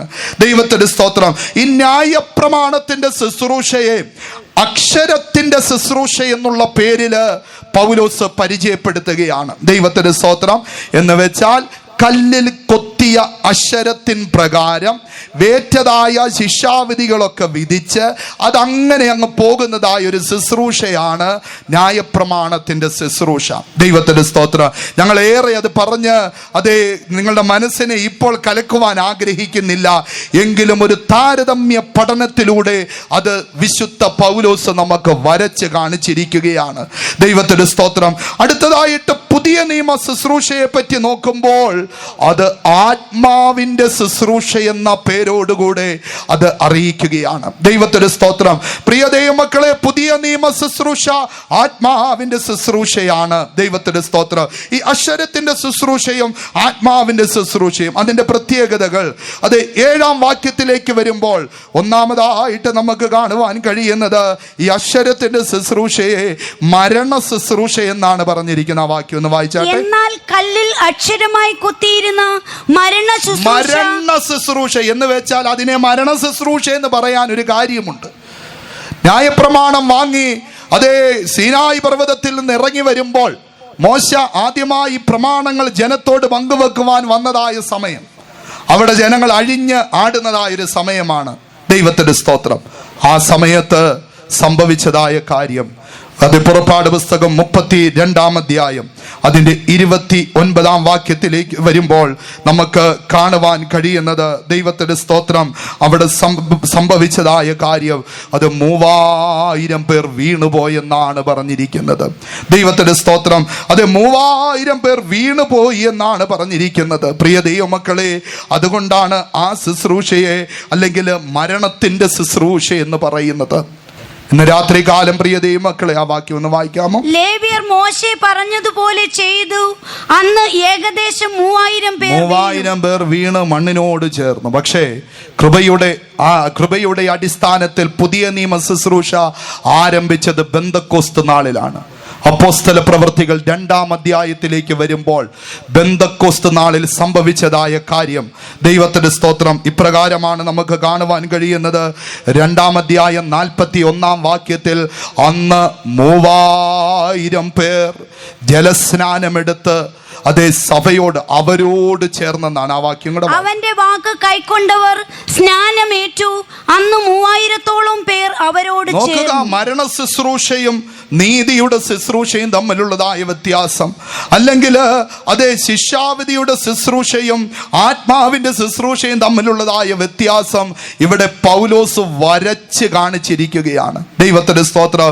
അതേ അത് മരണ ശുശ്രൂഷയായി അല്ലെങ്കിൽ ശിക്ഷാവിധിയുടെ ശുശ്രൂഷയായി പറയുമ്പോൾ അതേ പുതുനിയമത്തിന്റെ ശുശ്രൂഷ എന്ന് പറയുന്നത് നീതിയുടെ ശുശ്രൂഷ എന്ന് ഇവിടെ ഓർപ്പിക്കുകയാണ്. എന്ന് വെച്ചാൽ ആരും മരിക്കുകയല്ല, എല്ലാവരും നിത്യജീവൻ പ്രാപിക്കുക. നിത്യജീവൻ പ്രാപിക്കേണ്ടതിന് നീതിയുടെ ശുശ്രൂഷ ആരംഭിച്ചുകൊണ്ടാണ് ഈ ആത്മാവിന്റെ ശുശ്രൂഷ ഭൂമിയിൽ വെളിപ്പെടുവാനിടയായത്. യേശു തമ്പുരാൻ പറഞ്ഞു, 2-3 പേർ എന്റെ നാമത്തിൽ കൂടി വരുന്നിടത്തൊക്കെയും അവിടെ ഞാൻ വരാം. അവിടെയുള്ള ശുശ്രൂഷയാണ് ഞങ്ങൾ പറയുന്ന നീതിയുടെ ശുശ്രൂഷ, ഞങ്ങൾ പറയുന്ന ആത്മാവിന്റെ ശുശ്രൂഷ. മൂന്നാമതായിട്ട് നീക്കം വരുന്ന ശുശ്രൂഷ എന്ന ന്യായപ്രമാണത്തിന്റെ ശുശ്രൂഷയെ അതേ വിശുദ്ധ പൗലോസ് ഓർപ്പിക്കുകയാണ്. മോശയിലൂടെ ഭൂമിയിൽ ആരംഭിച്ച ന്യായപ്രമാണത്തിന്റെ ശുശ്രൂഷ അത് നീക്കം വരുന്നതാണ്. ഇന്നും അതിനുള്ളതായ അത് പുനരുദ്ധരിച്ച് പിന്നെയും കൊണ്ടുവരുവാനുള്ള ശ്രമങ്ങൾ നടത്തിക്കൊണ്ടിരിക്കുകയാണ്. കഴിഞ്ഞ ഓഗസ്റ്റ് മാസം 15-ാം തീയതിയിലെ ഒരു ക്രൈസ്തവ വാർത്താ പത്രിക ഞാൻ വായിക്കുവാനിടയായി തീർന്നു. അതിനിപ്രകാരമാണ് കൊടുത്തിരിക്കുന്നത്. ദൈവത്തിന്റെ സ്തോത്രം. ഇന്ന് അതേ യെരൂശലേം ദേവാലയം പണിത് കഴിഞ്ഞാൽ ദൈവത്തിന്റെ സ്തോത്രം. ഞാൻ ആ വിഷയം വിശദീകരിപ്പാൻ ആഗ്രഹിക്കുന്നില്ല. എങ്കിലും അതിൽ അന്ന് ശുശ്രൂഷ ചെയ്യേണ്ട പുരോഹിതന്മാർക്ക് ഒരു റിഹേഴ്സൽ അല്ലെങ്കിൽ ഒരു പരിശീലനം എന്ന വണ്ണം ഒരു ചുമന്ന പശുവിനെ യാഗം കഴിച്ചു. ദൈവത്തിന്റെ സ്തോത്രം. 2 പശുക്കളെ അവർ ചുമന്ന പശുക്കളെ ഉരുവാക്കിയെടുത്തു. പക്ഷെ ഏറ്റവും ഒടുവിൽ സൂക്ഷ്മ പരിശോധനയിൽ ഒരു പശുവിൽ 2 കറുത്ത രോമം കണ്ടതിനാൽ അതിനെ അയോഗ്യയാക്കി മാറ്റിയതിന് ശേഷം അതിനെ ഒരു പരിശീലനത്തിന് എന്നവണ്ണം ശിലോഹാം കുളത്തിന് അരികെ കൊണ്ടുപോയി അവിടെ വെച്ച് അതിനെ യാഗമർപ്പിച്ചു. ഇനി മേലാൽ കർത്താവിൻ്റെ വരവിന് ശേഷം ഈ ലോകത്തിൽ ഉടലെടുക്കുന്ന അല്ലെങ്കിൽ ലോകത്തിൽ വരുവാനിരിക്കുന്ന ആലയത്തിൻ്റെ യഹൂദൻ്റെ ആലയത്തിൻ്റെ പ്രതിഷ്ഠാവേളയിലോ അവൻ്റെ ശുശ്രൂഷയ്ക്കും വേണ്ടുന്നതായ ശുദ്ധീകരണത്തിനുള്ളതായ ആ പശുക്കിടാവിനുള്ളതായ ആ ട്രെയിനിങ്, യാഗമർപ്പിക്കുന്നതിൻ്റെ ട്രെയിനിങ് പോലും അവർ നടത്തി കഴിഞ്ഞു. പക്ഷെ ഒരു കാര്യം യാഥാർത്ഥ്യം, വിശുദ്ധ പൗലോസ് അവൻ സാധാരണക്കാരനല്ല, അവൻ ഇന്ത്യക്കാരനൊന്നുമല്ല. ഗമാലിയേൽ എന്ന് പറയുന്നതായ ഏറ്റവും ഉയർന്നതായ യഹൂദന്മാരുടെ ഏറ്റവും ഉയർന്നതായ അനുഭവത്തിൽ ന്യായപ്രമാണങ്ങൾ പഠിക്കുകയും ബെന്യാമിൻ ഗോത്രത്തിൽ ജനിച്ച് വളർത്തപ്പെട്ടതായ അവൻ പറയുന്നു, ഇതെന്നേക്കുമായി നീക്കം വരുന്ന ശുശ്രൂഷയാണ്. ദൈവത്തിന്റെ സ്തോത്രം. എന്നാലോ പൗലോസ് പ്രസ്താവിച്ചതായ പുതുനിയമത്തിന്റെ ശുശ്രൂഷ എന്നുള്ളത് അത് നിലനിൽക്കുന്ന ശുശ്രൂഷയാണ്. ദൈവത്തിന്റെ സ്തോത്രം. നിലനിൽക്കുന്ന ഒരു ശുശ്രൂഷയാണ് ദൈവജനത്തിന് വേണ്ടി ഈ ഭൂമുഖത്ത് ദൈവം ദാനമായി കൊടുത്തത്. അങ്ങനെയാണെങ്കിൽ നിലനിൽക്കുന്ന 3 കാര്യം പ്രത്യേകിച്ച് പൗലോസ് തന്നെ എടുത്തു പറഞ്ഞിട്ടുണ്ട്. കൊരിന്ത്യർക്ക് എഴുതിയ 1 ലേഖനം 13-ാം അധ്യായം അവസാന വാക്യങ്ങളിലേക്ക് വരുമ്പോൾ വിശ്വാസം, പ്രത്യാശ, സ്നേഹം, ഇത് 3 നിലനിൽക്കുകയാണ്. ഞങ്ങൾ ഈ ദേശത്തിന്റെ മധ്യത്തില് സന്തോഷത്തോടും ധൈര്യത്തോടും കൂടെ ഈ സുവിശേഷം വിളിച്ചു പറയുന്നതിന്റെ കാരണം ഞങ്ങളായിരിക്കുന്നതായ പ്രമാണം എന്ന് പറയുന്നത്, പ്രത്യേകിച്ച് ശുശ്രൂഷകരായ ഞങ്ങൾ ജീവിക്കുന്ന ജീവിതത്തിന്റെ അനുഭവം എന്ന് പറയുന്നത് എബ്രയർ 10:38 കാണുന്നത് പോലെ നീതിമാൻ വിശ്വാസത്താൽ ജീവിച്ചിരിക്കും. ഈ വേല അല്ലെങ്കിൽ ഈ ആത്മീക പ്രസ്ഥാനം രൂപപ്പെടുന്നതായ സമയത്ത് തന്നെ അതിൻ്റെ ഒന്നാമത്തെ ആരംഭ കാലഘട്ടത്തിൽ ഏകദേശം 1 നൂറ്റാണ്ടിന് മുമ്പ് തന്നെ പാസ്റ്റർ പോളപ്പച്ചൻ അല്ലെങ്കിൽ രാമൻകുട്ടി എന്ന് പറയുന്നതായ ഒരു ഹൈന്ദവ മനുഷ്യനെ ക്രിസ്തുവിന്റെ ദർശനത്താൽ വിശ്വാസ മാർഗത്തിലേക്ക് കൊണ്ടുവന്ന ഒരു പ്രത്യേക ദർശനം കൊടുത്ത് ആ ദർശനത്തിലൂടെ തന്നോട് ഹൃദ്യമായി ഇടപെട്ടു. നീതിമാൻ വിശ്വാസത്താൽ ജീവിച്ചിരിക്കും. അന്ന് മുതൽ ഇന്ന് വരെ ഞങ്ങൾക്ക് പറയുവാനുള്ളതായ വാക്ക് just shall live by faith. ഞങ്ങൾ ധൈര്യത്തോടെ പറയുകയാണ്, ഞങ്ങൾ വിശ്വാസത്താൽ ജീവിച്ചിരിക്കും. അതേ പ്രമാണം 1 നൂറ്റാണ്ട് കഴിഞ്ഞിട്ട് തെല്ലിട മാറ്റമില്ലാതെ ആ പ്രമാണത്തിന്റെ പിന്നാലെയാണ് ഞങ്ങൾ പോയിക്കൊണ്ടിരിക്കുന്നത്. ആ പ്രമാണം ഞങ്ങൾ നടത്തിക്കൊണ്ടിരിക്കുകയാണ്. അതുകൊണ്ടാണ് നിലനിൽക്കുന്ന ശുശ്രൂഷ എന്നുള്ളത് വിശ്വാസത്തിൽ അധിഷ്ഠിതമായ ശുശ്രൂഷയാണ്. വിശ്വാസത്താൽ ജീവിക്കുന്ന ജീവിതമാണ് ഞങ്ങളുടെ ജീവിതം. ധൈര്യത്തോടെ ഞങ്ങൾക്ക് അത് പറയുവാൻ കഴിയും. അതിൻ്റെ സാക്ഷികളായി ദൈവമക്കൾ 100 കണക്കിന് പേര് ഇവിടെ ഇരിക്കുന്നല്ലോ. അതങ്ങനെ തന്നെ എന്നുള്ളവർ കരങ്ങൾ ഉയർത്തിയൊരു ഹല്ലേലൂയ പറഞ്ഞാട്ടെ. അതേ ദൈവത്തിന്റെ സ്തോത്രം. അപ്പോൾ വിശ്വാസത്താൽ ജീവിക്കുന്ന അനുഭവം, ആ ശുശ്രൂഷ നിലനിൽക്കും. ദൈവത്തിന്റെ സ്തോത്രം. അടുത്തതായിട്ട് നാം ചിന്തിക്കുമ്പോൾ കാണുവാൻ കഴിയുന്നത് സ്നേഹത്തിന്റെ ശുശ്രൂഷ. ദൈവത്തിന്റെ സ്തോത്രം. അത് നിലനിൽക്കുന്ന ശുശ്രൂഷ എന്ന് പറയുമ്പോൾ സ്നേഹത്തിന്റെ ശുശ്രൂഷയാണ്. ഞങ്ങൾ ആരും ഈ ശുശ്രൂഷയോടുള്ള ബന്ധത്തിൽ അത് സ്വന്തമായ അല്ലെങ്കിൽ ആഗ്രഹം കൊണ്ടല്ല, പിന്നെയോ നിർബന്ധത്താൽ. ഏത് നിർബന്ധം എന്ന് വെച്ചാൽ ക്രിസ്തുവിന്റെ സ്നേഹത്തിന്റെ നിർബന്ധത്താലാണ് ഞങ്ങൾ ഇറങ്ങിത്തിരിച്ചത്. ക്രിസ്തുവിന്റെ സ്നേഹം ഞങ്ങളെ നിർബന്ധിക്കുന്നുവെന്നുള്ള പൗലോസിന്റെ വാക്കുപോലെ ദൈവസ്നേഹത്താൽ ക്രിസ്തു കാൽവറി ക്രൂശിൽ വെച്ച് സകലർക്കും വേണ്ടി ചോര ചീന്തി അവൻ നമുക്ക് വേണ്ടി അർപ്പിക്കപ്പെട്ടു. ലോകത്തോടുള്ള സ്നേഹം വെളിപ്പെടുത്തിയെങ്കിൽ ആ യേശുവിനെ സ്നേഹിച്ച് യേശുവിനെ പിൻപറ്റുമെന്നുള്ളതായ തീരുമാനമായിരുന്നു ഈ ആത്മീക ശുശ്രൂഷയിലേക്ക് ഞങ്ങളെ നയിക്കുവാൻ ഇടയാക്കി തീർത്തത്. ഇന്ന് രാത്രികാലം ഞങ്ങൾ ധൈര്യത്തോടെ പറയുകയാണ്, ഞങ്ങളായിരിക്കുന്നത് ക്രിസ്തുവിന്റെ സ്നേഹത്താലാണ്. ക്രിസ്തുവിന്റെ സ്നേഹം ഓരോ ദിവസവും ഞങ്ങളെ നിർബന്ധിച്ചു കൊണ്ടിരിക്കുന്നു. ക്രിസ്തുവിന്റെ സ്നേഹത്താൽ നിറഞ്ഞുള്ള ഒരു ശുശ്രൂഷ ഈ ലോകത്തിൽ ഞങ്ങൾക്ക് ചെയ്യുവാൻ കഴിഞ്ഞു. അതിന്റെ ഭാഗമായി തീർന്ന നൂറുകണക്കിന് ദൈവമക്കളും ഈ പന്തലിൻ കീഴിൽ ഇരിക്കുന്നത് ഞങ്ങൾക്ക് അഭിമാനമാണ്. ഇന്ന് രാത്രികാലം ഓർപ്പിച്ചു കൊള്ളട്ടെ, ഇത് നിലനിൽക്കുന്ന ശുശ്രൂഷ അല്ലെങ്കിൽ ഇത് സ്നേഹത്തിന്റെ ശുശ്രൂഷയാണ്. അടുത്തതായി ഒരു വാക്കും കൂടെ പറയട്ടെ, പ്രത്യാശ നിലനിൽക്കുന്നതാണ്. പ്രത്യാശ എന്നുള്ളത് നിലനിൽക്കും. ദൈവത്തിന്റെ സ്തോത്രം. അതുകൊണ്ട് ആ വാക്യം ഒന്ന് വായിച്ചാട്ടെ. 1 കൊരിന്ത്യർ 13:13 വാക്യം. ആകയാൽ വിശ്വാസം, പ്രത്യാശ, സ്നേഹം ഈ മൂന്ന് നിലനിൽക്കുന്നുവെന്ന് പറയുകയാണ്. അപ്പോൾ പ്രത്യാശ നിർഭരമായ ഒരു ജീവിതം, പ്രത്യാശയോടെ ജീവിക്കുകയാണ്. ഈ ലോകത്തിൽ ഞങ്ങൾ ജീവിക്കുന്നത് പ്രത്യാശയോടുകൂടെയാണ്. ദൈവത്തിന്റെ സ്തോത്രം. അതെ, ചില നാളുകൾക്ക് മുമ്പ് അതെ ഞങ്ങളോടൊപ്പം ഉള്ളതായ ഒരു വളരെ അല്പം എന്നെക്കാൾ മുതിർന്ന ഒരു ദൈവ പൈതൽ, ഒരു വിശ്വാസി, അതെ താൻ എന്നോട് ചോദിക്കുവാനിടയായി, ബ്രദറെ, നമ്മുടെ ശുശ്രൂഷയുടെ പ്രത്യേകത എന്താണെന്ന് ബ്രദറിന് അറിയാമോ എന്ന് ചോദിച്ചു. ദൈവത്തിന്റെ സ്തോത്രം. ഞാൻ ഒരല്പം ഒന്ന് പകച്ചു നിന്നു. അപ്പോൾ താൻ എന്നോട് പറഞ്ഞത് ഇത് മരണഭയം നീക്കുന്ന ശുശ്രൂഷയാണ്. രാത്രികാലം ഞങ്ങൾ ധൈര്യത്തോടെ പറയട്ടെ, ഈ മരണത്തിനപ്പുറമായൊരു ജീവിതമുണ്ട്. അതാണ് ഞങ്ങളുടെ ശുശ്രൂഷയുടെ പ്രത്യേകത. ദൈവത്തിന്റെ സ്തോത്രം. കാണുന്നതിനെ അല്ല, കാണാത്തതിനെ ഞങ്ങൾ പ്രതീക്ഷിച്ചു കൊണ്ട് ജീവിക്കുന്നു. അതാണ് പ്രത്യാശ നിറഞ്ഞതായ ശുശ്രൂഷ. ദൈവത്തിന്റെ സ്തോത്രം. പ്രിയ ദൈവമക്കളെ, ഞങ്ങളുടെ പ്രത്യാശ എന്താണ്? ദൈവത്തിന്റെ സ്തോത്രം.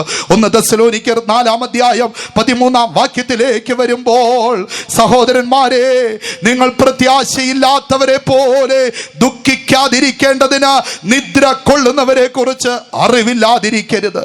അങ്ങനെയാണെങ്കിൽ ഞങ്ങളുടെ പ്രത്യാശ എന്താണ്? യേശു വരും. ദൈവത്തിന്റെ സ്തോത്രം. യേശു എപ്പോൾ വരും, എങ്ങനെ വരുമെന്ന് അതേ വിശുദ്ധ വേദപുസ്തകം പൗലോസിലൂടെ കൃത്യമായി പറഞ്ഞു തരുവാനിടയായി. 1 തെസ്സലോനിക്കർ 4 അതിന്റെ 16 മുതലുള്ളതായ വാക്യങ്ങളില്, കർത്താവ് താൻ ഗംഭീരനാദത്തോടോ പ്രധാന ദൂതന്റെ ശബ്ദത്തോടോ ദൈവത്തിന്റെ കാഹളത്തോടും കൂടെ സ്വർഗത്തിൽ നിന്ന് ഇറങ്ങി വരും. ക്രിസ്തുവിൽ മരിച്ചവർ മുൻപേ ഉയർത്തെഴുന്നേൽക്കും. പിന്നെ ജീവനോട് ശേഷിക്കുന്ന നാം കർത്താവിനെ എതിരേൽപ്പാൻ ആകാശങ്ങളിൽ മേഘങ്ങളിൽ എടുക്കപ്പെടും. ഈ പ്രത്യാശാ വചനങ്ങളാൽ അന്യോന്യം ആശ്വസിപ്പിച്ചു കൊള്ളുവീൻ എന്ന് പറയുകയാണ്. കേവലം ഞങ്ങൾ ആശ്വാസം കൊള്ളുക മാത്രമല്ല, അടുത്തതായിട്ട് ഒരു കാര്യം കൂടെ ചെയ്തുകൊണ്ടേ ഇരിക്കുകയാണ്. 1 യോഹന്നാൻ 3 വാക്യത്തിലേക്ക് വരുമ്പോൾ ഇപ്രകാരമാണ്. അതിന്റെ 1 മുതലുള്ളതായ വാക്യങ്ങൾ വായിച്ചാട്ട്. 1 യോഹന്നാൻ. കാൺമീൻ, നാം ദൈവമക്കൾ എന്ന് വിളിക്കപ്പെടുവാൻ പിതാവ് നമുക്ക് എത്ര വലിയ സ്നേഹം നൽകിയിരിക്കുന്നു. അങ്ങനെ തന്നെ നാം ആകുന്നു. ലോകം അവനെ അറിഞ്ഞിട്ടില്ലായകൊണ്ട് നമ്മെയും അറിയുന്നില്ല. പ്രിയമുള്ളവരെ, നാം ഇപ്പോൾ ദൈവമക്കളാകുന്നു. പ്രിയമുള്ളവരെ, ഇപ്പോൾ നാം ദൈവമക്കളാണ്. ദൈവമക്കൾ സന്തോഷത്തോടെ ഒരു ഹല്ലേലൂയ മുഴക്കിയാട്ടെ. അതെ പ്രിയമുള്ളവരെ, ഇപ്പോൾ നാം ദൈവമക്കളാണ്. അടുത്തത്, നാം ഇന്നത് ആകുമെന്ന് ഇതുവരെ പ്രത്യക്ഷമായിട്ടില്ല. അവൻ പ്രത്യക്ഷനാകുമ്പോൾ നാം അവനെ താനിരിക്കുന്നത് പോലെ തന്നെ കാണുന്നതാകൊണ്ട് അവനോട് സദൃശന്മാരാകുമെന്ന് നാം അറിയുന്നു. ഇതാണ് നമ്മുടെ പ്രത്യാശ എന്ന് പറയുന്നത്. അടുത്ത വാക്ക്, അവനിൽ ഈ പ്രത്യാശയുള്ളവനെല്ലാം അവൻ നിർമ്മലനായിരിക്കുന്നത് പോലെ തന്നെ നിർമ്മലീകരിക്കുന്നു. പ്രിയ ദൈവമക്കളെ, ഈ പ്രത്യാശ യേശുവിനെ പോലെ താൻ ഇരിക്കുന്നത് പോലെയാകും. കണ്ണുകൾ അടച്ചാട്ട്. നമ്മുടെ സമയം തീർന്നു കഴിഞ്ഞു. മുഴങ്കാലുകൾ മടക്കിയാട്ട്. ഇനി ആരും മൗനമായിരിക്കരുത്. പ്രത്യാശയുള്ള ദൈവമക്കൾ, ഇന്ന് രാത്രികാലം പരിശുദ്ധാത്മാവ് നമ്മളോട് പറയുന്നു, അതേ പ്രകാശമില്ലാത്ത അന്ധകാരത്തിലൂടെ നടന്നാലും യഹോവയുടെ നാമത്തിൽ ആശ്രയിച്ച് അവൻ യഹോവയിൽ ചാരിക്കൊള്ളട്ടെ എന്ന് പറയുകയാണ്. അത് ഇന്ന് രാത്രികാലം നമുക്ക് ചാരുവാൻ വേണ്ടി സുവിശേഷം എന്നുള്ള സത്യവചനം നമുക്ക് നമുക്ക് തന്നിരിക്കുന്നു. രാജ്യത്തിന്റെ സുവിശേഷത്തിലൂടെ വരുവാൻ പോകുന്നതായ ദൈവരാജ്യത്തിന്റെ പ്രത്യാശയിൽ ചാരുവാനുള്ള അവസരം തന്നിരിക്കുന്നു. മാത്രമല്ല, രോഗികളായിരിക്കുന്നവര് എങ്കില് സൗഖ്യത്തിന് വേണ്ടി തന്റെ നാമത്തെ ഭയപ്പെട്ട് ചാരുവാനുള്ളതായ അവസരവും അതിലൂടെ സൗഖ്യം വന്നു ചേരുന്ന അനുഭവം തന്നിരിക്കുന്നു. തീരുന്നില്ല. ഈ ലോകത്തിലെ ഏറ്റവും ശ്രേഷ്ഠമേറിയതായ കൂടിവരവുകളുടെ ഭാഗമായി തീരുവാൻ, ദൈവസഭയുടെ അംഗങ്ങളായി തീരുവാൻ നമ്മുടെ കർത്താവ് നമുക്ക് അവസരം തന്നിരിക്കുന്നു. ഇന്ന് പ്രകാശമില്ലാതെ അന്ധകാരത്തിലൂടെ തപ്പിത്തടയുന്ന പ്രിയ ദൈവമക്കളെ, ആരെങ്കിലും ഈ ദേശനിവാസികളെ ഞങ്ങളുടെ ശബ്ദം കേൾക്കുന്നെങ്കിൽ യേശുവിലേക്ക് ഞങ്ങൾ നിങ്ങളെ വിളിക്കുന്നു. ഈ മഹത്വമേറിയ സേവനത്തിലേക്ക്, ഈ മഹത്വമേറിയ കൂട്ടായ്മയിലേക്ക്, ഈ മഹത്വമേറിയ പ്രത്യാശയിലേക്ക്, ഈ മഹത്വമേറിയ ഭാവി ലോക ജീവിതത്തിലേക്ക് ഞങ്ങൾ നിങ്ങളെ ക്ഷണിക്കുന്നു. എല്ലാവരുടെ ആദരങ്ങൾ ചലിച്ചുകൊണ്ടിരിക്കട്ടെ. പ്രത്യാശയില്ലാത്തവരെ പോലെ ആരും ഇരിക്കരുത്, ആരും ദുഃഖഭാവത്തോട് ഇരിക്കരുത്. ആദരങ്ങൾ നന്നായി തുറക്കട്ടെ. ശക്തിയോട് ദൈവത്തെ ആരാധിക്കുവാൻ, ശക്തിയോട് ദൈവത്തെ സ്തുതിക്കുവാൻ, പ്രത്യാശയുള്ളവരായി കാണപ്പെടുവാൻ നമുക്ക് ആത്മാവിൽ ബലപ്പെടാം.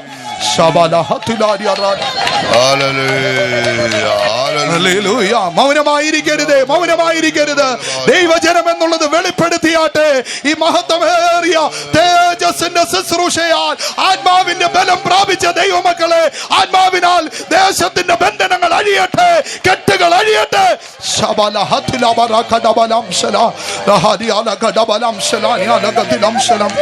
അന്ധകാര ശക്തിയോട് എതിർത്തു നിന്നിടാം, അന്യമായതൊക്കെയും വെറുത്തിടാം. അന്യമായ ശക്തിയോട് എതിർത്തു നിന്നിടാം, അന്യമായതൊക്കെയും ഓ ജീവനെ പുതുക്കിടാം, ജീവനെ പകച്ചിടാം.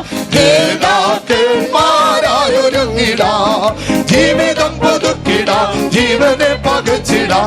നേതാക്കന്മാരായൊരുങ്ങിടാം, ആർത്തുഘോഷിക്കാം, ആനന്ദിച്ചിടാം. ആത്മശക്തിയിൽ നമ്മെ കാത്തു സൂക്ഷിക്കാം, ആർത്തുഘോഷിക്കാം, ആനന്ദിച്ചിടാം. ആത്മശക്തിയിൽ നമ്മെ കാത്തു സൂക്ഷിക്കാം. തേജസ്സിലമ്പര് മേഘാരുടനാം, ആത്മമണാള് വേഗം വരൂ.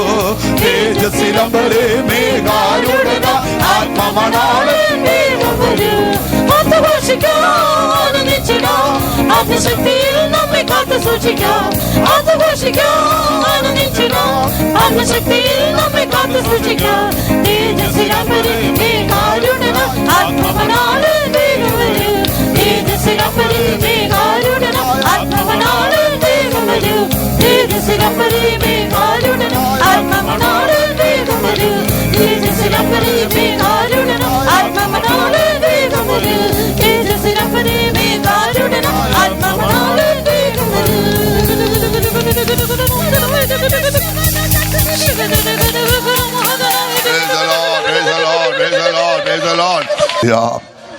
നാം കേട്ടതായ വചനത്തിന് മുമ്പാകെ നമ്മെ പൂർണ്ണമായി സമർപ്പിച്ചു കൊടുക്കാം. എല്ലാ ദൈവമക്കളും എഴുന്നേറ്റ് നിൽക്കാം. നമ്മുടെ മീറ്റിംഗിന്റെ അവസാന ദിവസമാണല്ലോ. എഴുന്നേറ്റ് നമുക്ക് ഒന്ന് സ്തുതിക്കാം. ആരും പോകരുത്. ആസ്വാദം പറഞ്ഞ ശേഷം മാത്രമേ പോകാവൂ. ആസ്വാദം പറഞ്ഞതിന് ശേഷം പോകുന്നെങ്കിൽ അതൊരു അനുഗ്രഹമാണ്. അതിന് മുമ്പാകെ നാം കടന്നു പോകുന്നെങ്കിൽ അത് അനുഗ്രഹമായി തീരുകയില്ല. എല്ലാവരും മുൻപോട്ട് കടന്നിരിക്കുക. സൗകര്യം മുമ്പോട്ടിരിക്കുക. മുമ്പിൽ നടന്നാലും അവൻ ദൈവമായ യഹോവയിൽ ചാരിക്കൊള്ളട്ടെ. യഹോവയിൽ ആശ്രയിച്ച് ആ ദൈവത്തിന്റെ നാമത്തിന്മേൽ ചാരി മുമ്പോട്ട് വരുന്നവരെ ദൈവം വരുന്നാൾ കൈവിടുന്ന ആ ദൈവമല്ല. ആ സത്യ സുവിശേഷം എന്ന വൽക്കാലം അറിയിച്ചിരിക്കുകയാണ്. കർത്താവ് സ്തോത്രം ചെയ്യുന്നു. ആ രക്ഷയുടെ സുവിശേഷം നൽകിയിരിക്കുകയാണ്. ഒരു കാലത്ത് സത്യം അറിയാത്തവരായി ലോകത്തിന് പിന്നാലെ, നാം പാപത്തിന് പിന്നാലെ നിത്യശിക്ഷാതി യോഗ്യരായി ജീവിച്ചവരായിരുന്നു. എന്നാൽ കർത്താവ് നമ്മെ സ്നേഹിച്ച് ഈ രക്ഷയുടെ സുവിശേഷം നമുക്ക് നൽകി നമ്മെ ഈ രക്ഷയിലേക്ക് കർത്താവ് കൊണ്ടുവന്നിരിക്കുകയാണ്.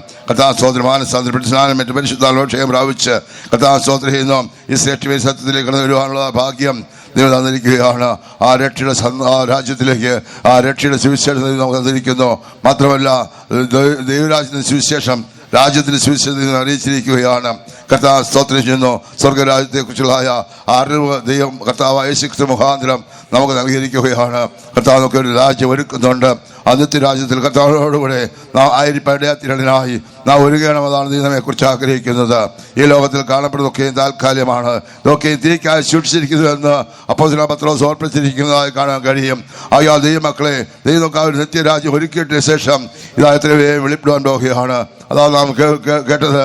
ഞാൻ നിങ്ങൾക്ക് സ്ഥലം ഒരുക്കാൻ പോകുന്നു, ഞാൻ പോയി സ്ഥലം ഒരുക്കിയാൽ ഞാൻ ഇരിക്കുന്നിടത്ത് നിങ്ങളെ ഇരുത്തിയതിന് പിന്നെയും നിങ്ങളെ എൻ്റെ അടുക്കൽ ചേർത്തുകൊള്ളുമെന്ന് യേശുക്രിസ്തു നമ്മോട് അറിയിച്ചതായി കാണാൻ കഴിയുകയാണ്. ആ ദൈവരാജ്യം ദൈവം നമുക്ക് ഒരുക്കുന്നുണ്ട്. ആർക്കാണ് ദൈവരാജ്യത്തിൽ കിടക്കാൻ കഴിയുന്നത്? പുതുതായി ജനിച്ചാൽ ദൈവരാജ്യം കാണാൻ കഴിയും. വെള്ളത്താൽ ആത്മാവിനെ ജനിച്ചില്ല എങ്കിൽ ദൈവരാജ്യത്തിൽ കടക്കുവാൻ ആർക്കും കഴിയില്ല. ആയാൽ ഇവിടെ ഈ ശിശുവിനെ കേട്ട ആരെങ്കിലും ആ ദൈവരാജ്യത്തിൽ കിടക്കാൻ ആഗ്രഹിക്കുന്നെങ്കിൽ വെള്ളത്താൽ ആത്മാവിനാൽ ജനിക്കുന്നവരായി തീരണം. വെള്ളത്താൽ ആത്മാവിനാൽ ജനിച്ചില്ല എങ്കിൽ ദൈവരാജ്യത്തിൽ കടക്കാൻ ആർക്കും കഴിയില്ല.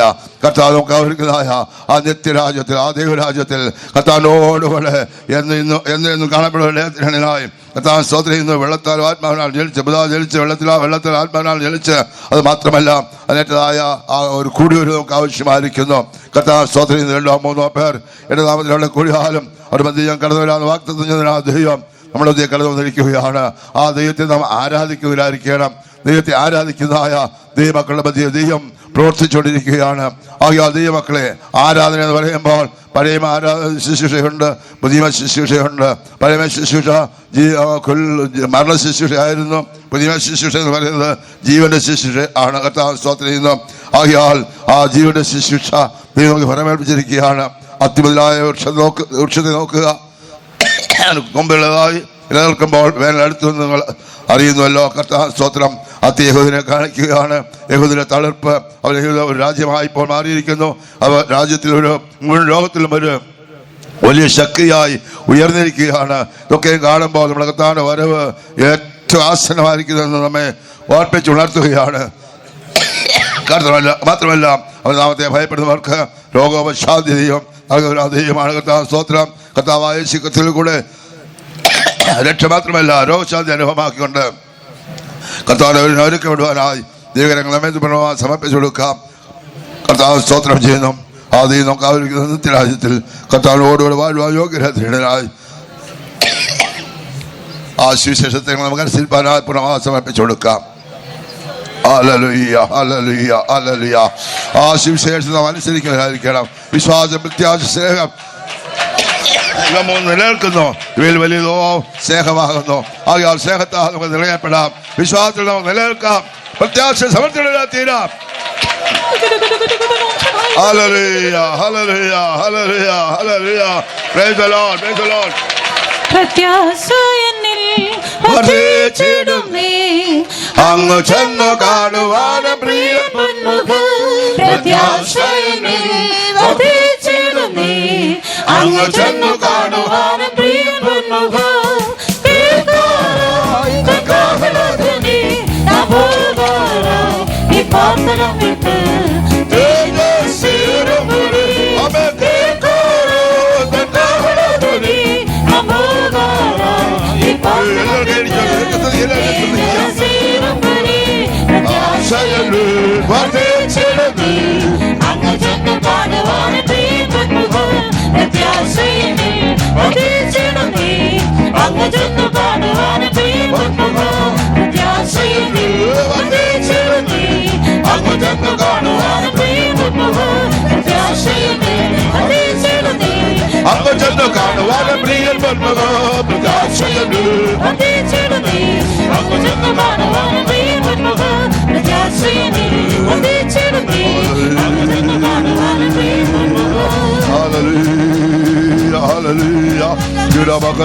അക്ഷരത്തിന്റെ ശുശ്രൂഷ അത് മരണത്തെ ഉളവാക്കുന്നതിനാൽ ആത്മാവിന്റെ ശുശ്രൂഷ ജീവനെ നമുക്ക് നൽകുകയാണ്.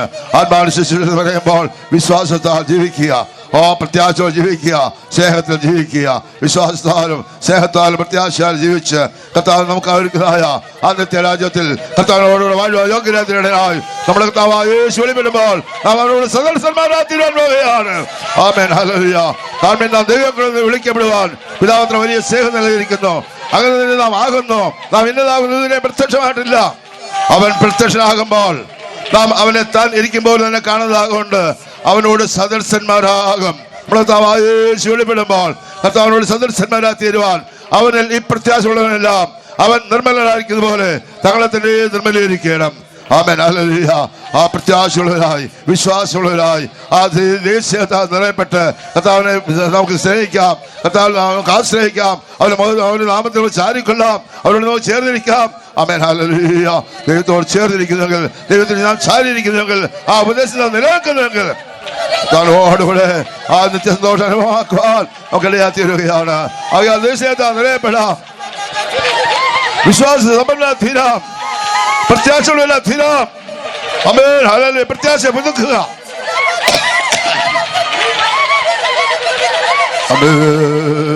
എന്നോട് തുല്യനായി മാറിടുവാൻ എന്നോട് തുല്യനായി മാറിടുവാൻ നിർമ്മലനായതാ പ്രിയനെ പോൽ ഞാനും നിർമ്മലനാകുവാൻ വാഞ്ചിക്കുന്നേ. നിർമ്മലനായതാ പ്രിയനെ പോൽ ഞാനും നിർമ്മലനാകുവാൻ വാഞ്ചിക്കുന്നേ.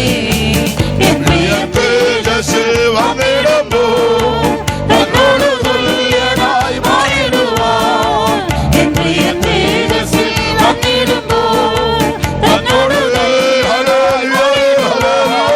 നിർമ്മലനായതാ പ്രിയനെ പോൽ ഞാനും നിർമ്മലനാകുവാൻ വാഞ്ചിക്കുന്നേ. നിർമ്മലനായതാ പ്രിയനെ പോൽ ഞാനും നിർമ്മലനാകുവാൻ വാഞ്ചിക്കുന്നേ. നിർമ്മലനായതാ പ്രിയനെ പോൽ ഞാനും നിർമ്മലനാകുവാൻ വാഞ്ചിക്കുന്നേ. നിർമ്മലനായതാ പ്രിയനെ പോൽ ഞാനും നിർമ്മലനാകുവാൻ വാഞ്ചിക്കുന്നേ. നിർമ്മലനായതാ പ്രിയനെ പോൽ ഞാനും നിർമ്മലനാകുവാൻ വാഞ്ചിക്കുന്നേ. ഹല്ലേലൂയ. ആമേൻ, ഹല്ലേലൂയ, ഹല്ലേലൂയ, ഹല്ലേലൂയ. കർത്താവ് നമ്മെ സ്നേഹിക്കുന്നതിനാൽ ഈ ദേശത്തെ ഇങ്ങനെ ഒരു സുവിശേഷ മീറ്റിംഗ് കർത്താവ് നൽകിയതിനാൽ വേണ്ടി സ്തോത്രം ചെയ്യാം. സ്തോത്രം, സ്തോത്രം, സ്തോത്രം, സ്തോത്രം, സ്തോത്രം, സ്തോത്രം. 2 ദിവസവും നടന്ന സുവിശേഷ മീറ്റിങ്ങിനെ കർത്താവ് അനുഗ്രഹമായി നടത്തിയതിനാൽ സ്തോത്രം ചെയ്യാം. സ്തോത്രം, സ്തോത്രം, സ്തോത്രം, സ്തോത്രം. ഈ ഒരു മീറ്റിംഗ് നടത്തുവാൻ സ്ഥല സൗകര്യങ്ങൾ നൽകിയവരെ ദൈവം അനുഗ്രഹിക്കുന്നതിനാൽ സ്തോത്രം ചെയ്യാം. സ്തോത്രം, സ്തോത്രം, സ്തോത്രം, സ്തോത്രം. ഇതിലൂടെ രാവുകൾ കഷ്ടപ്പെട്ട് അധ്വാനിച്ച പ്രിയപ്പെട്ട എല്ലാവരും അനുഗ്രഹിക്കുന്നതിനാൽ സ്തോത്രം ചെയ്യാം. സ്തോത്രം, സ്തോത്രം, സ്തോത്രം. പന്തല സൗകര്യങ്ങളെല്ലാം ഒരുക്കി തന്നതായ പ്രിയപ്പെട്ടവരെ അനുഗ്രഹിക്കുന്നതിനാൽ സ്തോത്രം ചെയ്യാം. സ്തോത്രം, സ്തോത്രം. മൈക്ക് ലൈറ്റുമില്ല ഭംഗിയായി പ്രവർത്തിപ്പിക്കാൻ തക്കളുടെ നീ സഹായിച്ചതിനാൽ സ്തോത്രം ചെയ്യാം. സ്തോത്രം, സ്തോത്രം. അവരുടെ പ്രവർത്തനങ്ങളെല്ലാം നീ അനുഗ്രഹമാക്കുന്നതിനാൽ സ്തോത്രം ചെയ്യാം. സ്തോത്രം, സ്തോത്രം, സ്തോത്രം, സ്തോത്രം. സാക്ഷിയുടെ പ്രിയ സഹോദരനെ അനുഗ്രഹിക്കണം, അനേകരെ അത്ഭുത സാക്ഷികളാക്കി തീർക്കണതിനാൽ സ്തോത്രം ചെയ്യാം. സ്തോത്രം, ദൈവത്തിന്റെ മാറ്റമില്ലാത്ത ആലോചന ഇന്ന് രാത്രി കാലം നമ്മെ കേൾപ്പിച്ചതിനാൽ സ്തോത്രം ചെയ്യാം. സ്തോത്രം, സ്തോത്രം. കേട്ടതിന്റെ പ്രകാരം നാം ജീവിച്ച് കർത്താവിന്റെ വരവിൽ കർത്താവിനെ എതിരേൽപ്പാൻ യോഗ്യരാക്കി തീർക്കണതിനാൽ സ്തോത്രം ചെയ്യാം. സ്തോത്രം, സ്തോത്രം, സ്തോത്രം. പ്രത്യാശയുടെ ജീവിതം നമുക്ക് കർത്താവ് നൽകിയിരിക്കാൻ സ്തോത്രം ചെയ്യാം. സ്തോത്രം. വിശ്വാസ ജീവിതം നമുക്ക് തന്നിരിക്കാൻ സ്തോത്രം ചെയ്യാം. ദേശീയത്താനുള്ള ശുശ്രൂഷ നൽകിയതിനാൽ വേണ്ടി സ്തോത്രം ചെയ്യാം. സ്തോത്രം, സ്തോത്രം. രക്ഷ സുവിശേഷമേ അറിയിച്ചതിനാൽ സ്തോത്രം ചെയ്യാം. ആ രാജ്യത്തിന് സുവിശേഷമേ അറിയിച്ചതിനാൽ സ്തോത്രം ചെയ്യാം. സ്തോത്രം, സ്തോത്രം. കർത്താവ് നോക്കാൻ ഒരുക്കുന്ന നിത്യഭവനത്തെ കുറിച്ചുള്ളതായ സാക്ഷിയുടെ സത്യം നമുക്ക് വെളിപ്പെടുത്തി നൽകിയതിനാൽ സ്തോത്രം ചെയ്യാം. അടുത്ത അകലെയായ വചനം കേട്ട എല്ലാവരും ആ ദൈവരാജ്യത്തിൽ കർത്താവിനോടുകൂടെ അയൽ ബന്ധങ്ങൾ ഒരുക്കപ്പെടുകയാക്കാൻ സ്തോത്രം ചെയ്യാം. സ്തോത്രം, മാനസാന്തരപ്പെട്ട് സ്നാനമേറ്റ് പരിശുദ്ധാത്മാവിന്റെ അഭിഷേകത്തെ പ്രാപിച്ച് കൂട്ടായ്മയിൽ നിലനിന്ന് കറ ചുളുക്കം മുതലായ ഒന്നുമില്ലാത്തവരായി തങ്ങളത്തിന് വെടിപ്പാക്കി കർത്താവിനെ ഒരുക്കപ്പെടുവാൻ എല്ലാവരെയും സഹായിക്കാൻ സ്തോത്രം ചെയ്യാം. സ്തോത്രം ചെയ്യാം. 1000 പേര് ഉപയോഗിക്കണതിനാൽ സ്തോത്രം ചെയ്യാം. സ്തോത്രം, സ്തോത്രം. കൂടപ്പെട്ട എല്ലാ ദൈവമക്കളെ അനുഗ്രഹിക്കേണ്ടതിനായി ഇപ്പോൾ കടന്നു പോകുന്ന മക്കളോട് കൂടെ ഇരിക്കേണ്ടതിനായി സ്തോത്രം, സ്തോത്രം. ദിവസങ്ങളായി കടന്നു പ്രാർത്ഥിച്ച എല്ലാവർക്കും കർത്താവ് വിടുതൽ കൊടുത്തിരിക്കുക. സ്തോത്രം ചെയ്യാം. തുടർന്ന് ദൈവസ്ഥാനത്തെ അനുഭവമാക്കുക എല്ലാവരും സഹായിക്കേണ്ടതിനാൽ സ്തോത്രം ചെയ്യാം. ഇപ്പോൾ കടന്നു പോകുന്ന മക്കളോട് കൂടെ ഇരിക്കേണ്ടതിനാൽ സ്തോത്രം ചെയ്യാം. ഇതിനേക്കാൾ വലിയ കൃപയിൽ മറച്ചുള്ളതിനാൽ സ്തോത്രം ചെയ്യാം. സ്തോത്രം, സ്തോത്ര. പിതാവാ ദൈവത്തിനായി സ്തോത്രം സ്തോത്രത്തിനായി യേശുക്രിസ്തുവിനായി സ്തോത്രം സ്തോത്രം പരിശുദ്ധാത്മാവാദത്തിനായി സ്തോത്രം സ്തോത്രം പ്രാർത്ഥിക്കാം. ഞങ്ങളെ അതിവാത്സല്യമായി സ്നേഹിക്കുന്ന സ്വർഗീയ നല്ല പിതാവേ, അവിടുന്ന് ഞങ്ങളെ സ്നേഹിക്കുന്നത് കൊണ്ട് ഈ ദേശത്തിലെ സഭയെ സ്നേഹിക്കുകയാൽ ഈ ദേശത്തെ ദേശനിവാസികളെ സ്നേഹിക്കുന്നത് കൊണ്ട് ഈ ദേശത്തിന് മധ്യ ഇങ്ങനെ ഒരു സുവിശേഷ യോഗത്തെ അവിടുന്ന് ഞങ്ങൾക്ക് തന്നതിനായി സ്തോത്രം. ഈ 2 ദിവസങ്ങൾ കർത്താവേ, അവിടുത്തെ നാമത്തെ ഈ ദേശത്തിന് മധ്യ ഉയർത്തുവാൻ കർത്താവാകുന്ന യേശു ക്രിസ്തു മുഖാന്തരം ലഭിക്കുന്നതായ ആത്മീകവും ഭൗമികമായ അനുഗ്രഹങ്ങളെക്കുറിച്ച് കർത്താവേ, സത്യസുവിശേഷം ഈ ലോകത്തെ ദേശത്തിന് മധ്യ പ്രസംഗിക്കപ്പെടുവാൻ സ്വർഗം കരുണ കാണിച്ചതിനായി സ്തോത്രം. കർത്താവിൻ്റെ സാന്നിധ്യം അനുഭവിച്ചുകൊണ്ട് ദൈവത്തെ ആരാധിപ്പാൻ കൃപ ചെയ്തതിനായി സ്തുതിക്കുന്നു. ഈ ദിവസത്തിലും കർത്താവിൻ്റെ സന്നിധിയിൽ കടന്നു വന്ന സമയം മുതൽ ഇതുവരെയും ദൈവത്തിൻ്റെ പരിശുദ്ധാത്മാവ് ഞങ്ങളുടെ മധ്യേ വ്യാപരിച്ചു കൊണ്ടിരുന്നതിനായി സ്തോത്രം. കർത്താവെ, നടന്ന ഓരോ ശുശ്രൂഷകളിലും ദൈവത്തിൻ്റെ ശക്തി വെളിപ്പെടുത്തിയതിനായി സ്തുതിക്കുന്നു. ഞങ്ങൾ ആത്മാവിൽ പാടുവാൻ, ആത്മാവിൽ പ്രാർത്ഥിപ്പാൻ, ആത്മാവിൽ നിറഞ്ഞ ഞങ്ങളുടെ പ്രത്യാശയെ പുതുക്കുവാൻ കർത്താവ് കൃപ ചെയ്തതിനായി നന്ദിയോട് സ്തുതിക്കുന്നു. കർത്താവേ, ജീവനുള്ള ഒരു സാക്ഷിയും കർത്താവ് നൽകിയതിനായി സ്തോത്രം. ഇന്ന് രാത്രികാലം ഞങ്ങൾക്ക് ആവശ്യമായി ദൈവത്തിൻ്റെ സന്ദേശവും ദൈവത്തിൻ്റെ വചനത്തിൻ്റെ സത്യങ്ങളെ വെളിപ്പെടുത്തി തന്നതിനായി നന്ദിയോടെ സ്തുതിക്കുന്നു. കർത്താവേ, സ്തോത്രം ചെയ്യുന്നു. തനിക്ക് പ്രകാശമില്ലാതെ അന്ധകാരത്തിൽ നടന്നാലും അവൻ യഹോവയുടെ നാമത്തിൽ ആശ്രയിച്ച് തൻ്റെ ദൈവത്തിന്മേൽ ചാരിക്കൊള്ളട്ടെ എന്നുള്ള ദൈവത്തിൻ്റെ വചനത്തെ ആധാരമാക്കി ഇരുട്ടിനെ കുറിച്ചും വെളിച്ചമാകുന്ന കർത്താവായ യേശു ക്രിസ്തുവിനെ കുറിച്ചും കർത്താവിൻ്റെ മഹത്വത്തെക്കുറിച്ചും ഇന്ന് രാത്രികാലം ഞങ്ങളോട് സംസാരിച്ചല്ലോ. ക്രിസ്തു മുഖാന്തരം കർത്താവെ, ഇരുട്ടിൽ നിന്ന് ജനം വലിയൊരു വെളിച്ചം കണ്ടെത്തുവാൻ തക്കവണ്ണം ദൈവം സഹായിച്ചല്ലോ. ആ അനുഭവത്തിൽ ഞങ്ങൾക്ക് ഈ സത്യ വെളിച്ചത്തെ കാണുവാൻ ഇടയായി. ഞങ്ങളുടെ ഇരുട്ടിനെ കർത്താവ് മാറ്റി തന്നതിനായി സ്തോത്രം. ഇരുട്ടിനെ മാറ്റുന്ന ദൈവത്തിൻ്റെ വചനത്തെക്കുറിച്ചും കർത്താവ് സംസാരിച്ചതിനായി സ്തോത്രം. അതിനുവേണ്ടി കർത്താവെ, ഒരു വലിയൊരു കൂട്ടായ്മ തന്നതിനാൽ സ്തോത്രം.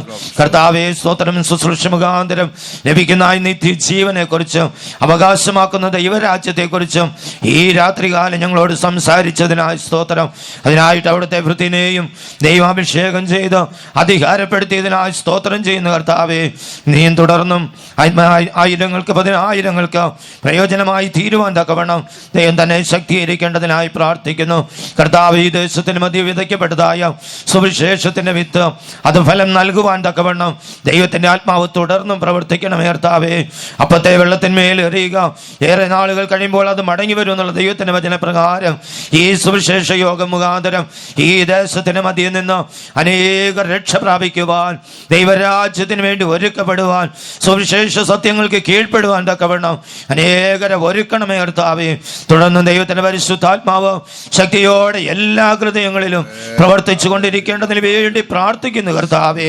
ഞങ്ങൾക്കും കർത്താവേ, ആ പ്രത്യാശയിൽ സന്തോഷിച്ചുകൊണ്ട് ഞങ്ങളുടെ കാൽച്ചുവടുകളെ വഹിക്കുവാൻ അവിടുന്ന് ഒരുക്കണം. കടന്നു വന്നിരിക്കുന്ന ആ ജനം ഇപ്പോൾ ഭവനങ്ങളിലേക്ക് കടന്നു പോകുന്നു. എല്ലാവരെയും കാത്തുകൊള്ളണമേ.